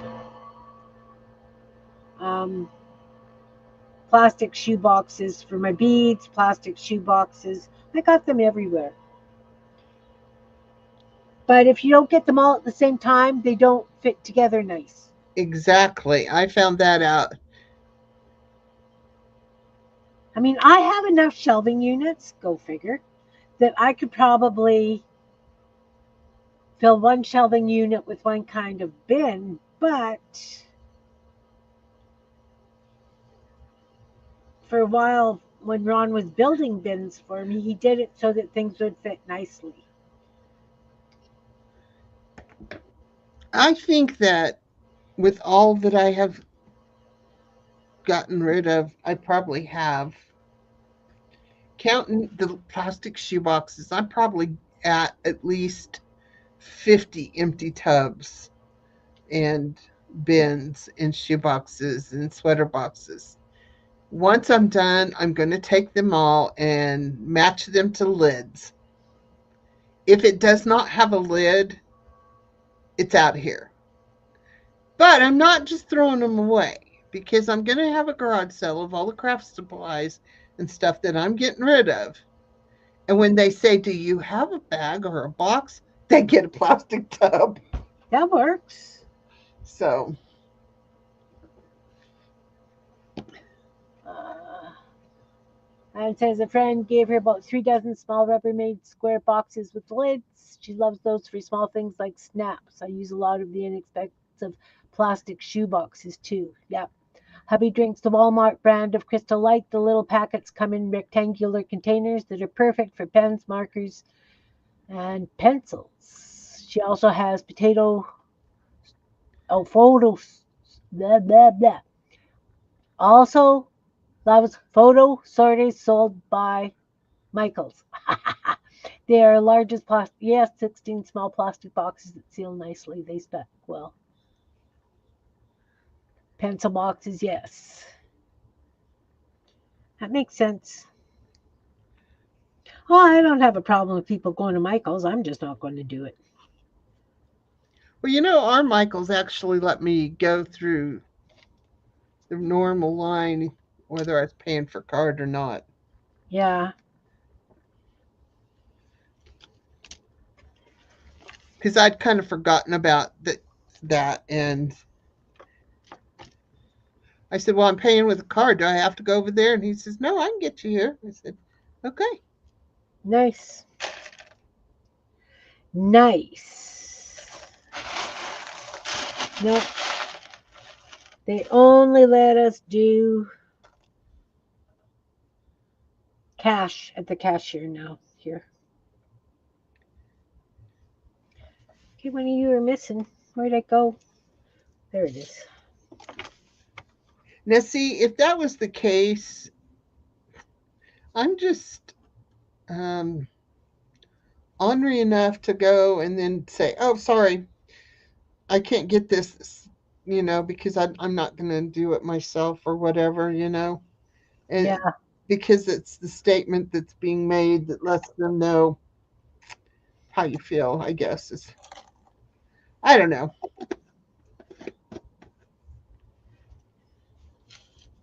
Okay, so I put black beads on these. All these green beads are sewn down. Yellow beads. I want yellow beads for there. Do I need to get some more black in here somehow? Maybe I'll just do some stitching with black. And I'm not sure I like this here now. This this piece of fabric at the bottom. We'll see. Of course, I'll be putting a hangy, dangly thing with all kinds of beads on at the bottom as well. Yellow. I need yellow.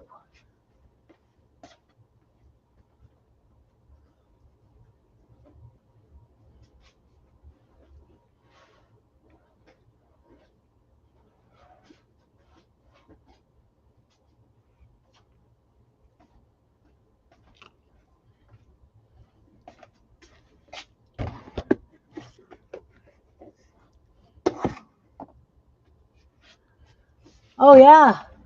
That would work. That's not yellow. The lighting in there is absolutely brutal.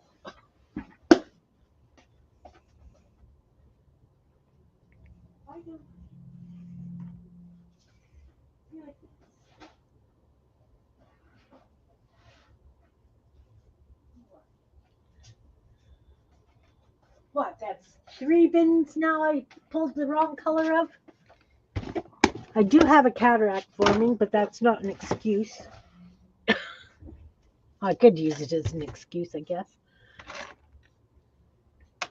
See, now I've got some of those weird beads in yellow as well.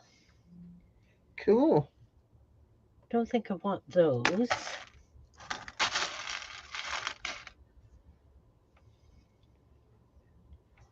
And I want really bright yellow. I'm really fighting the urge to take my messy yarns, which are just single plies, and ply them together and get a whole new yarn. That would be fun. I mean, like right now.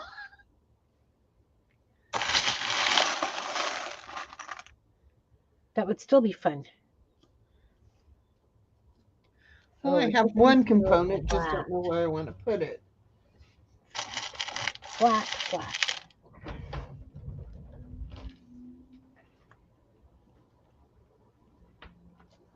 Ooh.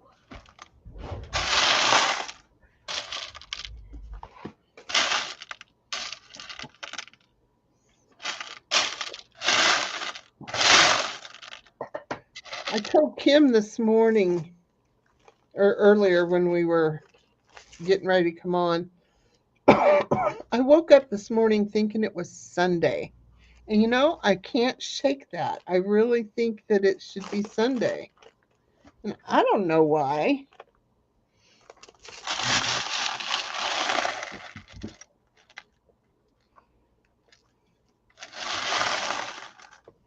Now, see, this is the kind of dilemma I've got because these are the kinds of beads I use for the little pecker's beaks. So I don't want to use them.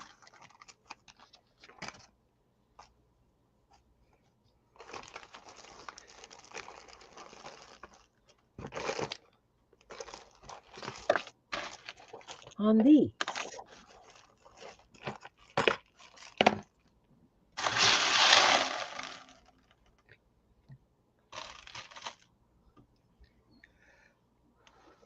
I like that idea, and I really do like that idea. I do too.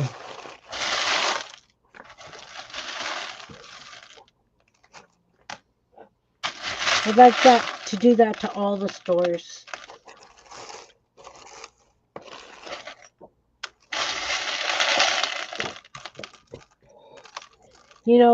It really, really bothers me that people don't realize that the more you use those, the less they're likely to hire people to do those jobs. And I think that we need those jobs for people. I really do. I have a job. I just dumped my bag of sequins in my bowl. Who wants to come clean that up for me? No. I love you, but no.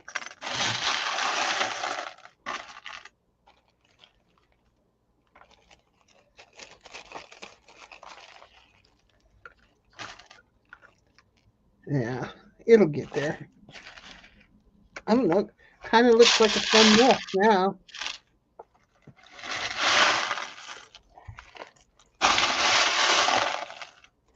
So we all know what I'm going to do as soon as I get all off, right? I'm going to have to clean this up. This is going to drive me crazy.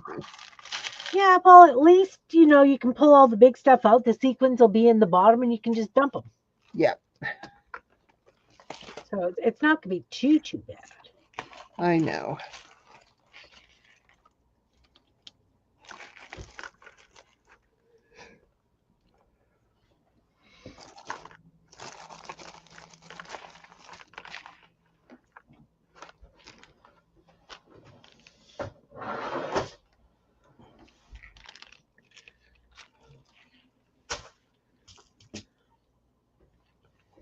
Would it be cheating if I pulled out the paint and painted those beads?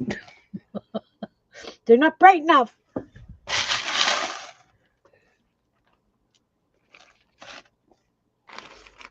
I lost my needle.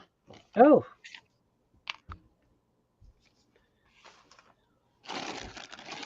I thought oh, wait, is that it? Yep. Tangled up in the tangled up mess I had. oh, Go figure that. ouch.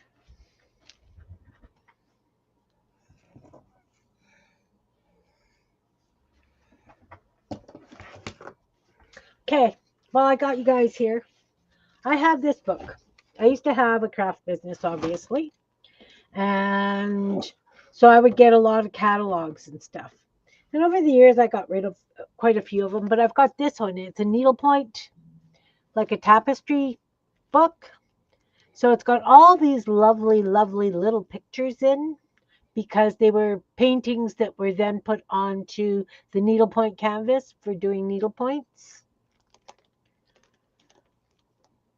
Cool. Should I chop up? But the thing is, it's on both sides of the page, right? So I would have to decide which ones I want. Should I chop up this whole book or what the heck should I do with it?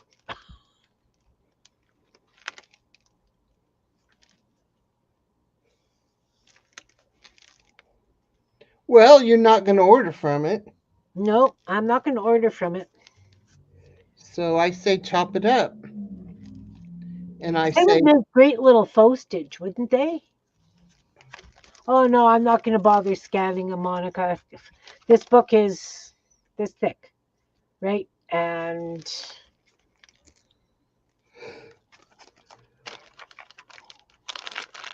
it would be a pain in the hiney to scan. And this company is still in business. So basically, they're just going to be going into junk journals and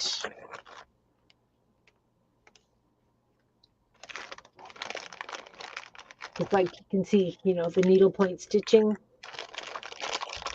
on the pillows.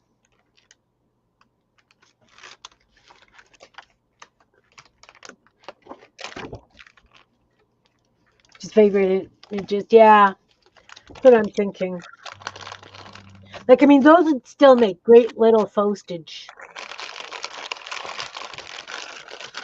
So I might do that. you've got more there than you'll ever use. I would say look at a page. If you love those images, use those. Don't even worry about the other page. Exactly. Okay, I'll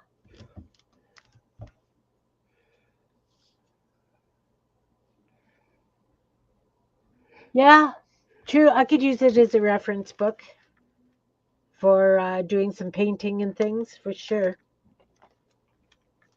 I think I've got 2 or 3 other catalogs like this around as well. Not, whatever. Back to what you're supposed to be doing, kid.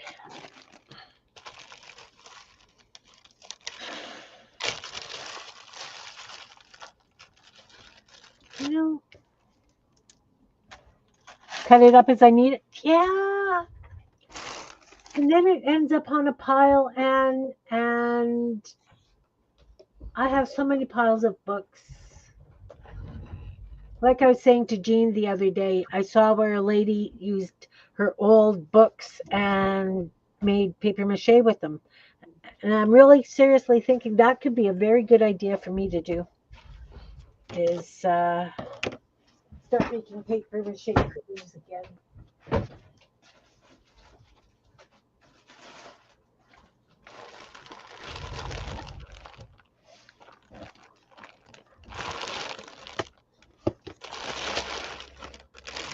All right. See, now I'm running out of room on my desk. Okay.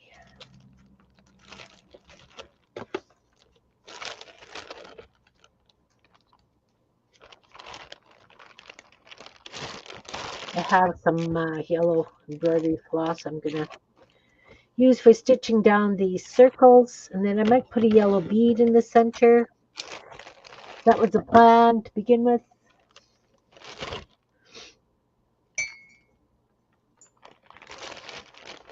Telling you, I have so much stuff. There is a junk journal group in Winnipeg. My friend has a friend who's part of the group, and so I asked if I could possibly join, and I'll see if I can unload a bunch of stuff. They may be thrilled. They probably would. And there's also Arts Junction has opened again, which is you take anything in that could be used as a art or craft supply. So it's not going into the landfill. They'll take darn near anything from small wood pieces to whatever. And I'm really seriously thinking of taking a bunch of stuff there. That would be cool. I hear they have a place in Dallas now, or I guess it's been there for a while. I've just heard of it recently, where you can go in and fill a bag and pay what you think it's worth. Yeah. Well, this used to be free. All you had to do was give your name and address, and they would write down how many pounds of stuff you took. And it was always free because when I was teaching the art therapy, I always went in there and got various things too because it was a nonprofit and all the supplies were coming out of my pocket. Yeah. So, I didn't So, mind. why do they write down how many pounds you got? Was there a limit? No, no limit, but because it was not for profit and provincially funded, they that's how much stuff did not go into the landfill. Oh, that So makes sense. they kept a tally of that.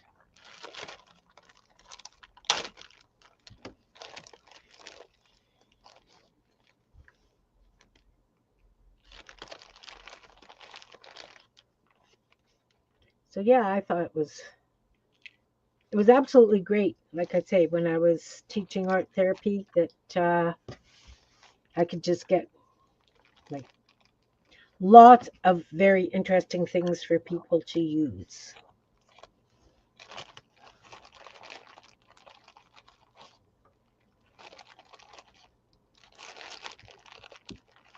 Don't know where my fascination with felt has come from, but it's here. It's looking good, Jean. Well, everything's stitched on. Now I just found components that I like and I'm going from there. I had one thing that I wanted to put somewhere. I thought I had it lined up, but everything moved it. Yeah.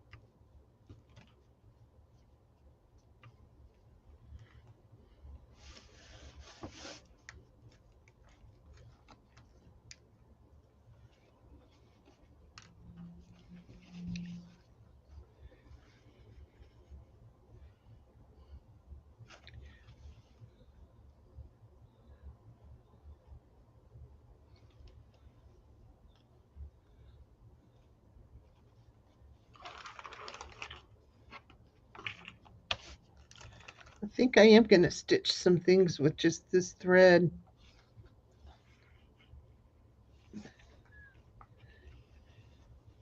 Cool.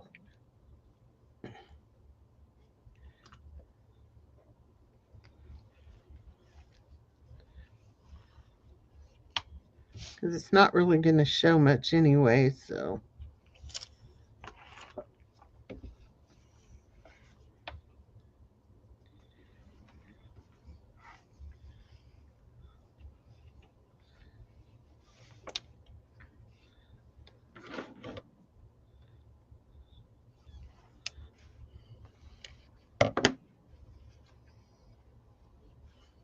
Oh, thanks, Carol. She says they're both looking great. Thanks, Carol. Carol always has beautiful embroideries that she's working on. She really does. Oh, it's making a noise now. I'm liking it because these are.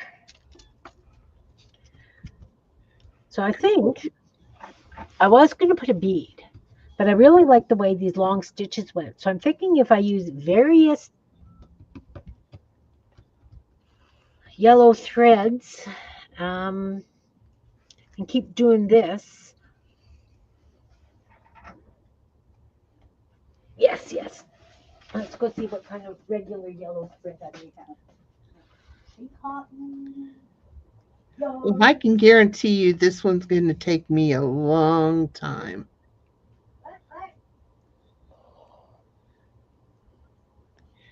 It was nothing to put the felt down, but as I'm going and stitching just this first component on, my mind is going, okay, it's going to look like this, and I'm going to do this, and Yeah, I know. I have this old yellow JP Coates, 300 yards. Wooden spool, it's a yellow. I'm going to add some more rays out of that with just a regular needle. that's the best way to use up that old thread It is. because you don't want to put it in your sewing machine. Nope, I do not.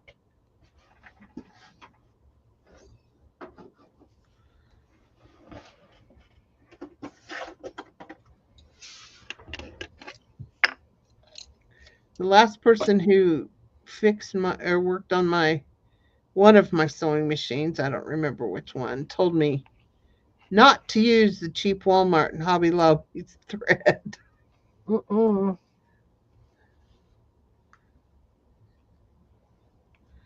So I don't.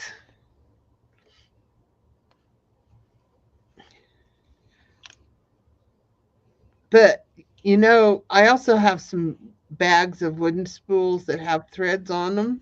Mm-hmm.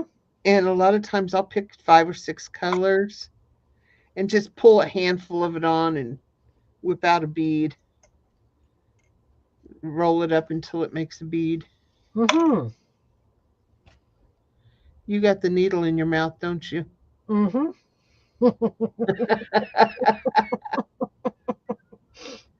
Yeah. Okay, first component's on. Fuzzy, go away. Fuzzy Wuzzy wasn't fuzzy, was he? See, it's I just like it. I layered like the felt, way that's working. So that's my first component. Now what? But that's cool.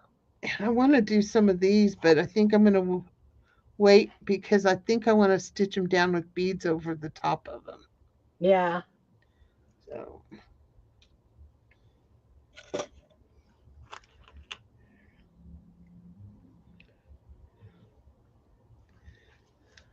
Anne's asking, when you roll the thread into a bead, how do you stabilize it?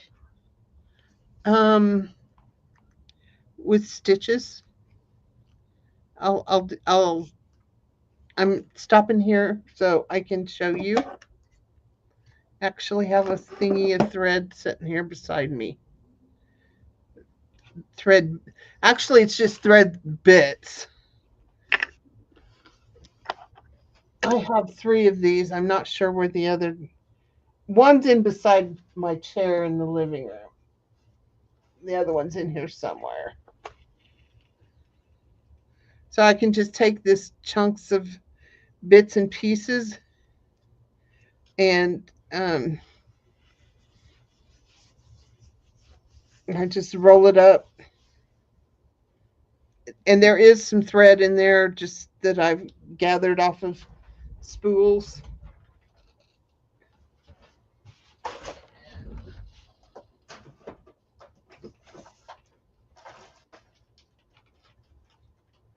I'm reaching for something real quick that I recently put away.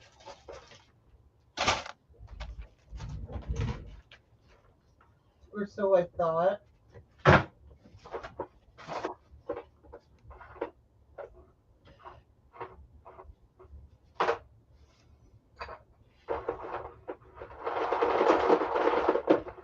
Definitely going to need some more blingy stuff on here. And this iron-on transfer, this hot vinyl transfer stuff. Next time, if I use it, I will definitely heat press it down. So what I'm doing now is I went over to my drawer where the wooden spools are, and I just pulled out some thread, and I'm sure you can hear that little racket going on. That's the spools floating around in the box as I'm pulling off different threads. And I just ended one of those colors that I had.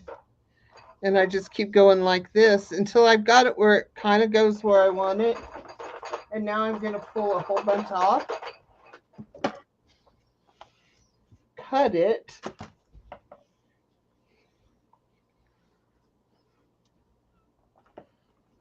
I'm going to thread it into a needle, I hope.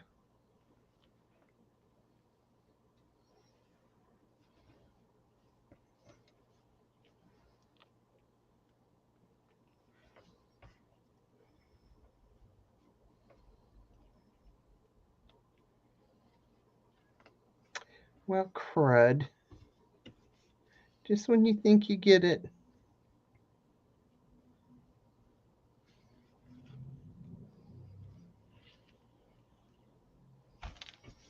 Let's try doing that on screen.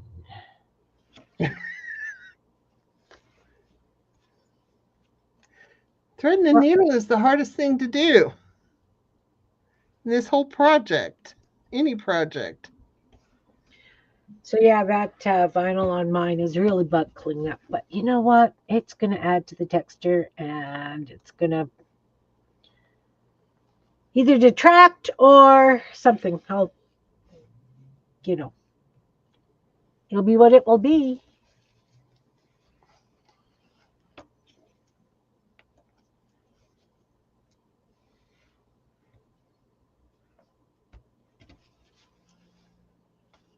So maybe I'll thread a needle. Now, I've seen other people do this with a multitude of threads, do like a starburst, flowery kind of thing, and they use yarn and everything, but I don't know if they start with the thick stuff and then go to thin stuff. Anybody have a clue? No idea. So I've got this bunch of threads and now I'm just rolling it up.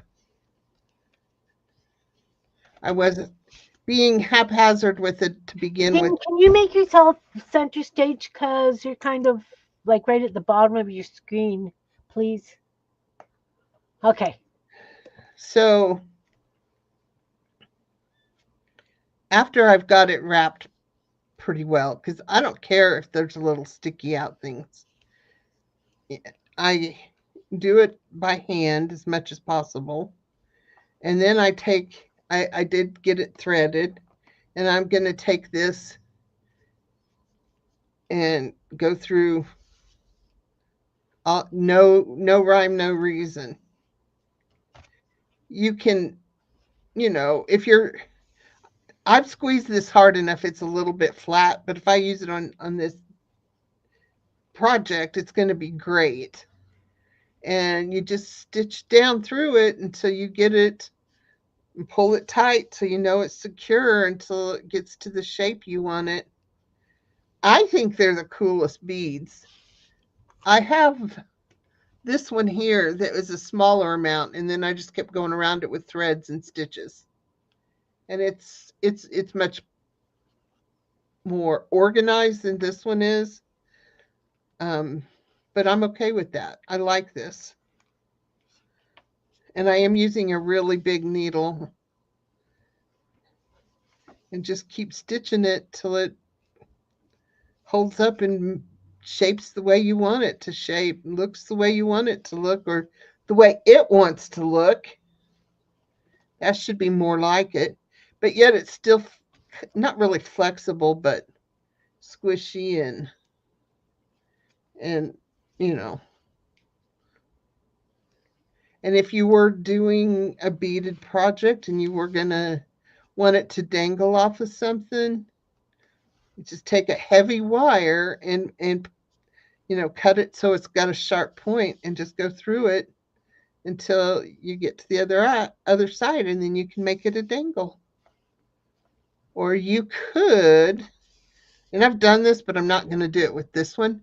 You could take this and lay something like this across it, a pencil, something, and do a lot of stitches until you've got a loop, and then crochet around it or whip stitch around it, something like that, and have a shank. So that's another option.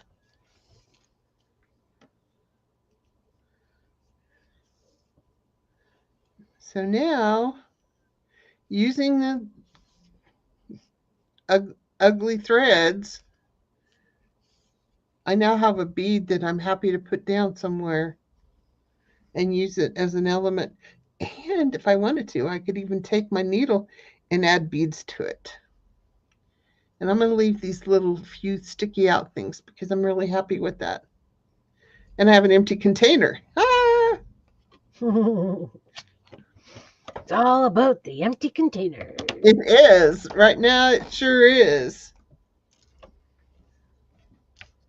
So now we'll just figure out where we want this. It might have to be one of those that goes on later. I don't know.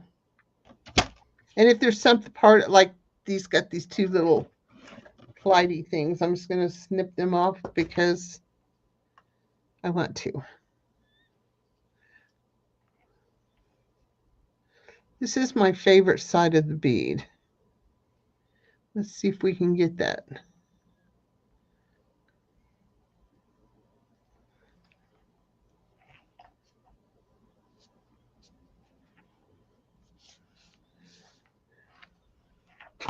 It wants to lay like this, though. This is okay, I guess.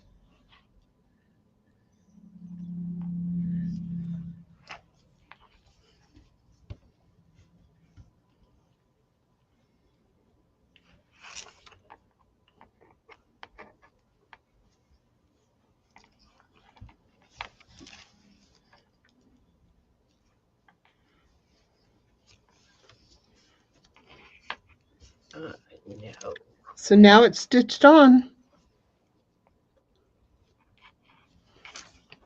And when I go back and do more embroidery, if I wanted to, say, take a black and, stitch over it, or beads, or, there's so many more embellishments I could do with it. But I'm glad you asked, Anne, because now I am really glad I made this. That's what we were going to do once, was an all component day. Yes. That's my favorite part, is making components. Me too. I like making bits. So bits.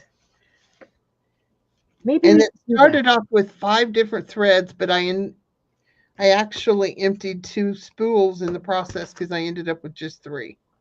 And then I have the start of my container next thread. So anyway, that's how I do it. there might be a better way, but to me, it was fun.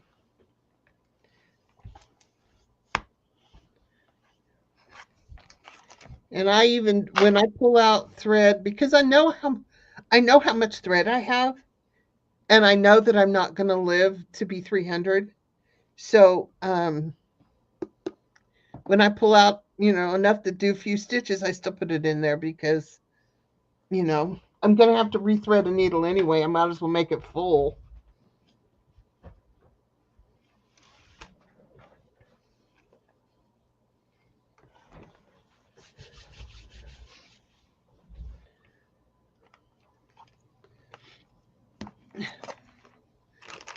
Thank you guys. I'm really glad you asked, Anne, because that was really fun for me.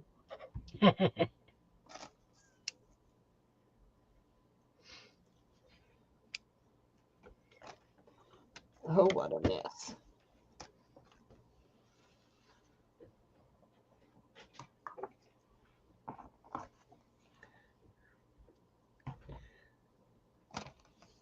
This is something else I did.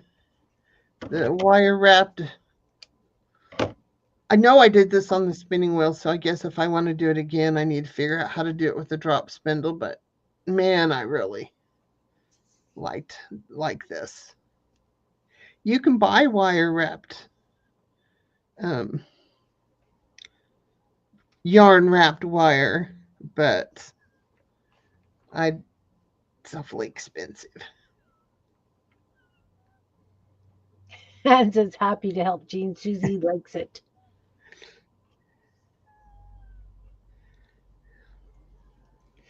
I don't know what these are going to be yet, but they're going to be in this one because they didn't make it in the last one.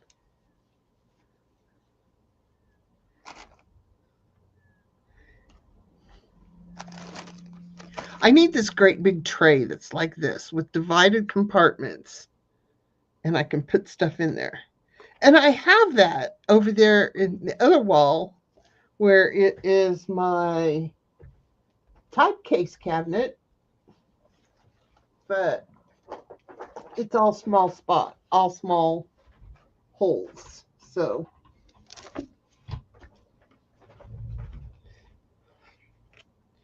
I really like this. Somehow it's got some sparkly in it too. Kind of looks like it's already beaded.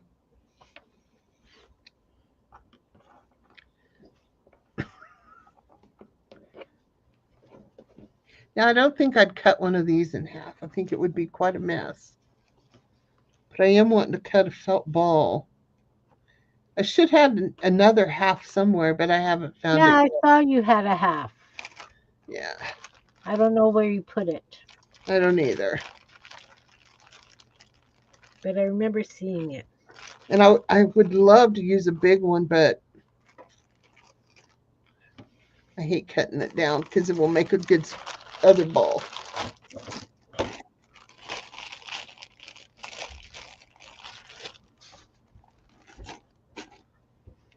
See, I worked myself in. This good thing about this hoop, at least I have this much space. Yes. Oh, I had to turn on my heater. Oh, did you? Yeah, my toes were getting cold again.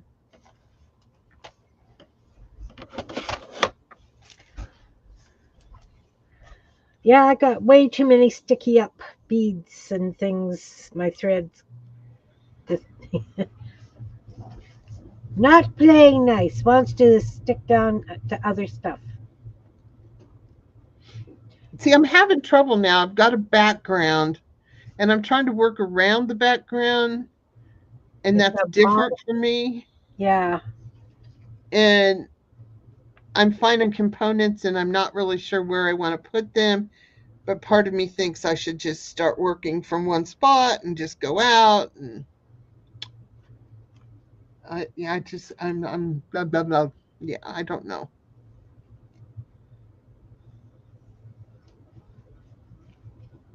I like Oh, that. bye, Susie. Thanks for coming.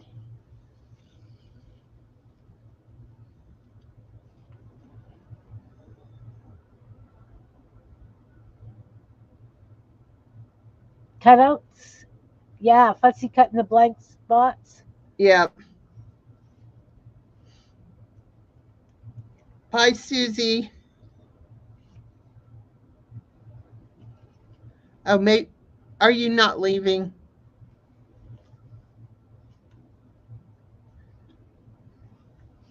Maybe she's not leaving. Yeah, once I reread that, but you know what, Susie? You might find out if you just try something different. You know me, that's what I always push. Yeah, just give it a try. Like, I mean, I had no idea what I had was going to do with this. I just started sticking things down where thought I liked them, and got a lot of input from everybody, and I liked it, and I've learned a lot from doing this one. I thought of abandoning it, but I see different things that I can do now that I want to do, if that makes sense. Yep. I'm thinking that I might have to do some of these upright.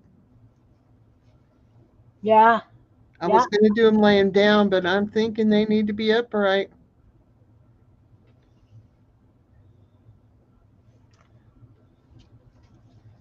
which means I have to build high against it so it tapers down. yeah. Maybe, maybe not. That's what my mind says.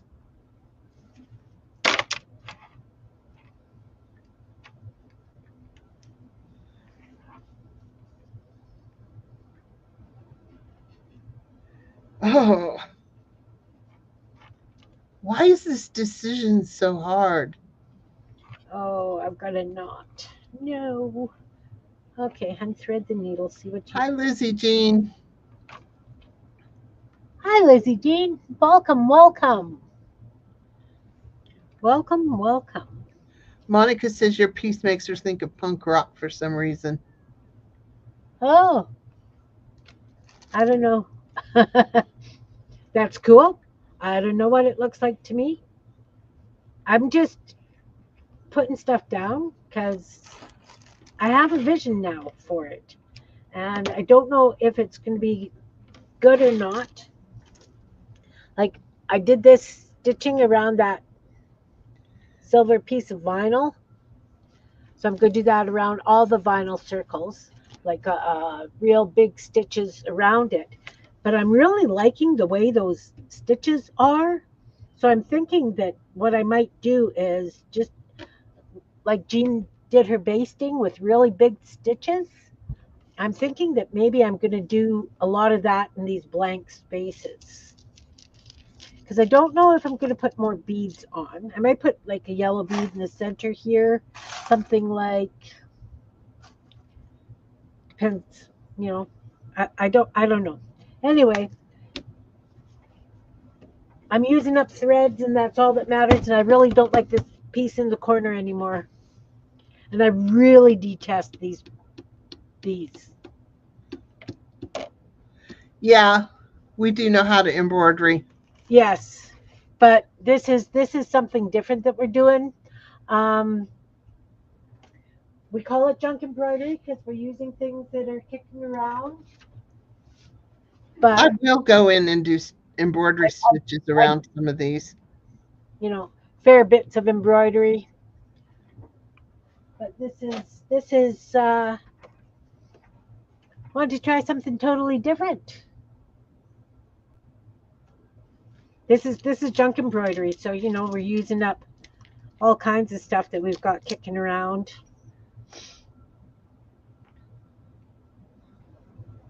And things that I'm not going to put into any art projects or, you know, I have this beautiful yellow square bead. Almost tempted. Almost tempted.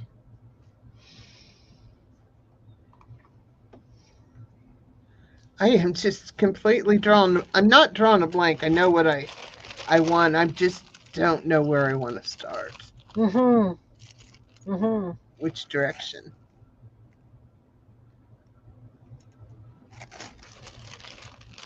And I know I need some other blingy stuff like these.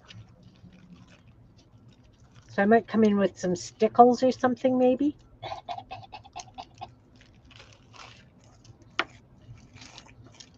I don't know. And I don't have a clue how this turned into such a tangly mess. But it doesn't matter. Once it's hanging on the wall, I can straighten it.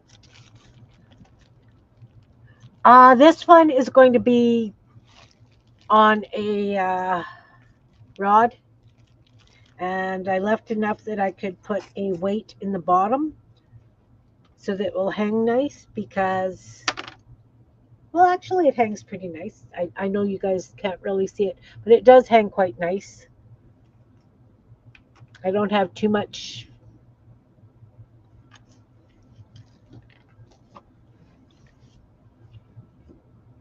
But like I say, I've learned lots doing this.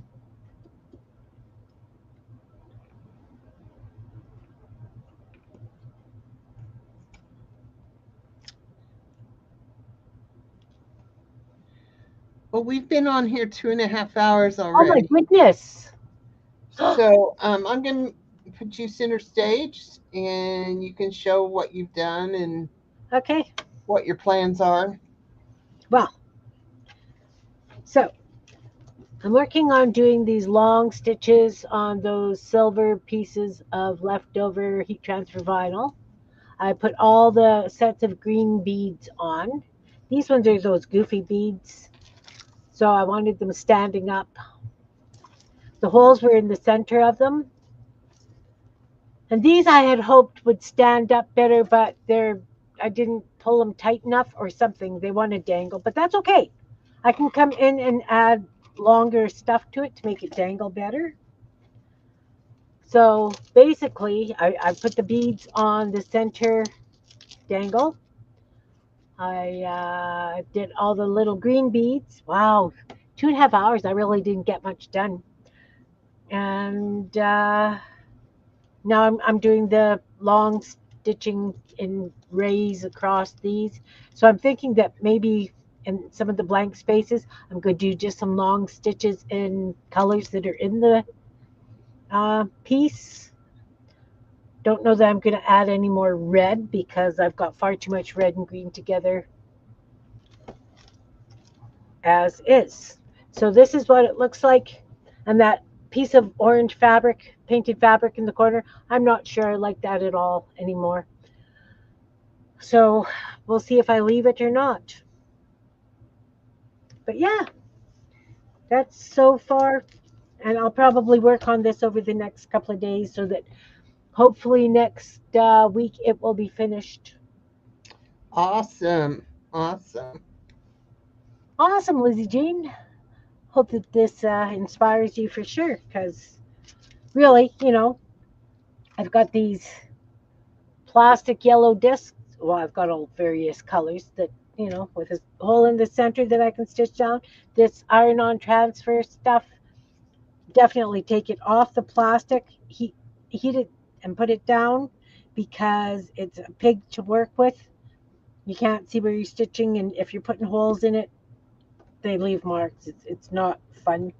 But yeah, and these metal rings, I don't know what they are, but I have a ton of them, so I thought that they would be interesting. And this is Awesome. that black packing stuff. So yeah, that's what I've been playing on today. Oh, thanks, Anne. Look at this beauty. First off, show the other one that you did.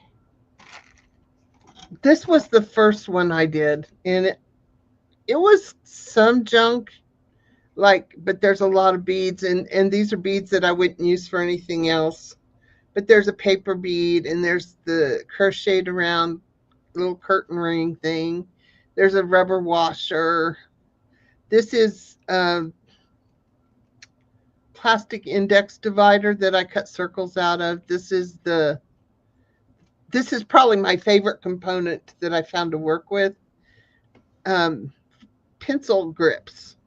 I like the foam ones too. I have some of the jelly like silicone ones, but and so anyway, I painted the background with watercolor, and I wrapped the hoop with black embroidery floss, and I will cover the back so that it looks pretty, but it looks the prettiest to me setting on this little black I love that on this stand. easel. Oh my goodness. So yeah, that was my first one. So this one, I'm I've had this vision of using these felt scraps because they just appeal to me.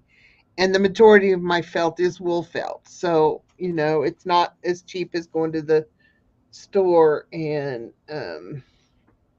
buying felt. And so I have everything. I placed everything today and I stitched it all, pinned it, and then stitched it all down. I don't know what's going anywhere. These are just components. This is stitched on and this is stitched on. And I have this little thing that I want to put a bead on each end and beads over it, littler beads. I want to stand 3 of these up next to this. I'm just not sure where, and I'm not sure, especially this part, whether I want to do that later into the thing, um, because of catching things on it. And I mean, I've Yeah. gotten used to that with my stitching of the funky stuff, but yeah, I'm not really sure where I'm going with it yet. I really do, and I maybe that's what I need to do first. Is I'm thinking the blanket binding stitch around, at least around all the way around the outside, so it kind of frames it. And I may leave blank space. This is wool, but it is kind of plain, so we'll see. But that's where I'm at now. And of course, mine won't be done next time because for some reason somebody seemed to think she should get the big hoop out. So she did. And why did she think that? But she did. And mine will, Because you didn't like the little one. yeah, I wanted to use some of my bigger stuff that I have. Yeah. And I will probably, once I get some more stuff on here, because this hoop is, with its size, it's not tightening as well as I'd like it. I like to have, um, a really nice snug pop here Almost when like you, a drum skin, right? yeah. And so I'm not getting that. So I'm hoping that I can finish getting a little more stuff on here, get this a little stronger so it doesn't stretch. And then I'm going to turn it in. Jean, And what if you put a piece of muslin on the back? well, I will put something on the back, but No, I no, always, no. If you stitched it together with some muslin and then put it in the hoop, it would be a little bit more stable and you could well, pull it tighter. Yes, no? yeah, maybe I might try that. But I'm also contemplating, once I get a little more on there, to kind of just stitch around this and gather it all up Oh, yeah, yeah. and bring it in here. With this little one, what I did, this hoop was done and ready to be something long before we started this. And I was playing around with the canvas that I use, and I put a little bit of glue on it, and I have tons of little clamps from my jewelry making. And so I just glued a little bit and clamped it. So this sat here with all these clamps sticking up. And because of that, because I did that, I was able to take the hoop off, the outside hoop off, and wrap it independently. I have done this where I have stitched over it, and you have to stitch in about the width of the hoop, so it's a little bit wider border, and that is pretty too. But this was, I don't know, this was neater to me. So I like it. I'm hoping after I get a while onto this that I can kind of clamp this down and I don't think I'm going to glue this. I don't know how the wool's going to hold up on there. I mean, I don't know yet. This one is truly an experiment. But so far I'm liking it. I'm liking the felt. I'm liking the weird stuff. So We like the weird stuff. yeah, um, a lot of this is inspired from Instagram. I never remember the names of the people who I see it from, but and I do have a bunch of wool thread that I just recently found that I forgot I'd had all of this and tons of colors. So that might be something else I put work into it. I could fill in some of what I feel like is a blank spot with just some long See, I was thinking that stitching. on the other one, Jean, where you have that negative space that you were kind of hemming and hawing about when you Uh-huh. did the black around the border, that you could have taken some and just done some of your regular little lines in towards it. Yeah, But I like it the way it is. I do too. I do too. So, yeah. So anyway, that's where I'm at today. I'm not sure if I'm going to continue working on this or whether I'll work more on it and then you'll have to see it down the road because this could be a lot longer project than I anticipated. That's this one But I too. got several projects in progress right now. Process, not progress. But yeah, Yeah. I've, I've been teaching myself all of the bead stitches again. And yeah, So that's way more work than, she's making components for a necklace, and it's going to be stunning. If you yeah. have ever seen any of Jean's jewelry, oh my goodness gracious, it's to drool on. As long as she's not wearing it at the time. Oh, Angela well, Bastias, I gotta write that down. yes, I think I do follow her. Yeah. So, yeah. A lot of, like I said, a lot of my stuff comes from inspiration I see. But I have this brain that kind of like, I see this and I see this and then I see this and then I see this and I may not do anything with it. And then all of a sudden, those little components show up. It's kind of like it's in the file cabinet and my brain just pulls out this inspiration image when I need it. I don't know.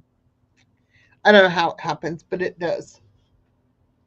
I do love wool felt. This is wool that's been slightly felted, but it still frays a little bit, so it could be felted stronger. And then some of these are really thick. This was a coat, and I don't remember what this was, but you can see the seam from whenever I took it apart. And this was the felt I made. And then there's like this is a something I felted. Um, I had a cousin pass away several years ago, and his funeral was in the winter.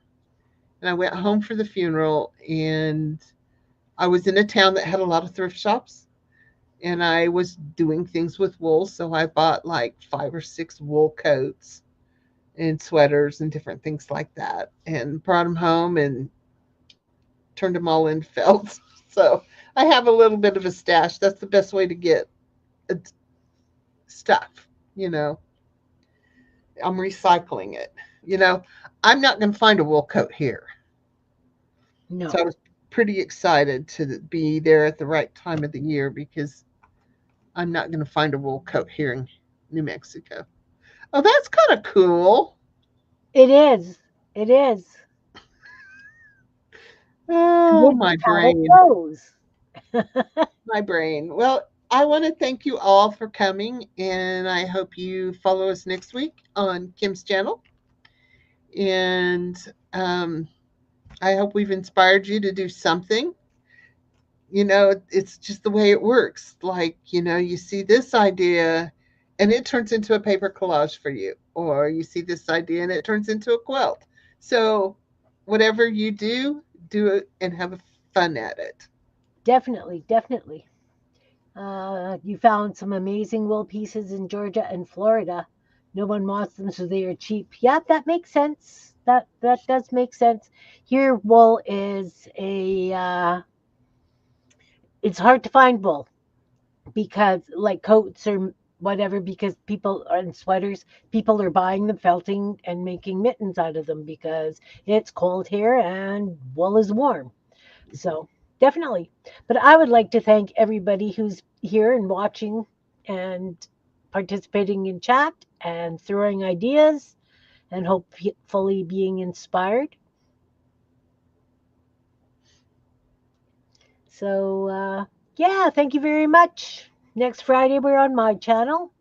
And again, it's Junk Embroidery. March, we'll be doing something completely different. So, thank you very much for having me, Jean. I appreciate you and love you. Thank you for coming. Love you too. Bye, everyone. Thanks, guys. Have a wonderful weekend. Big hugs.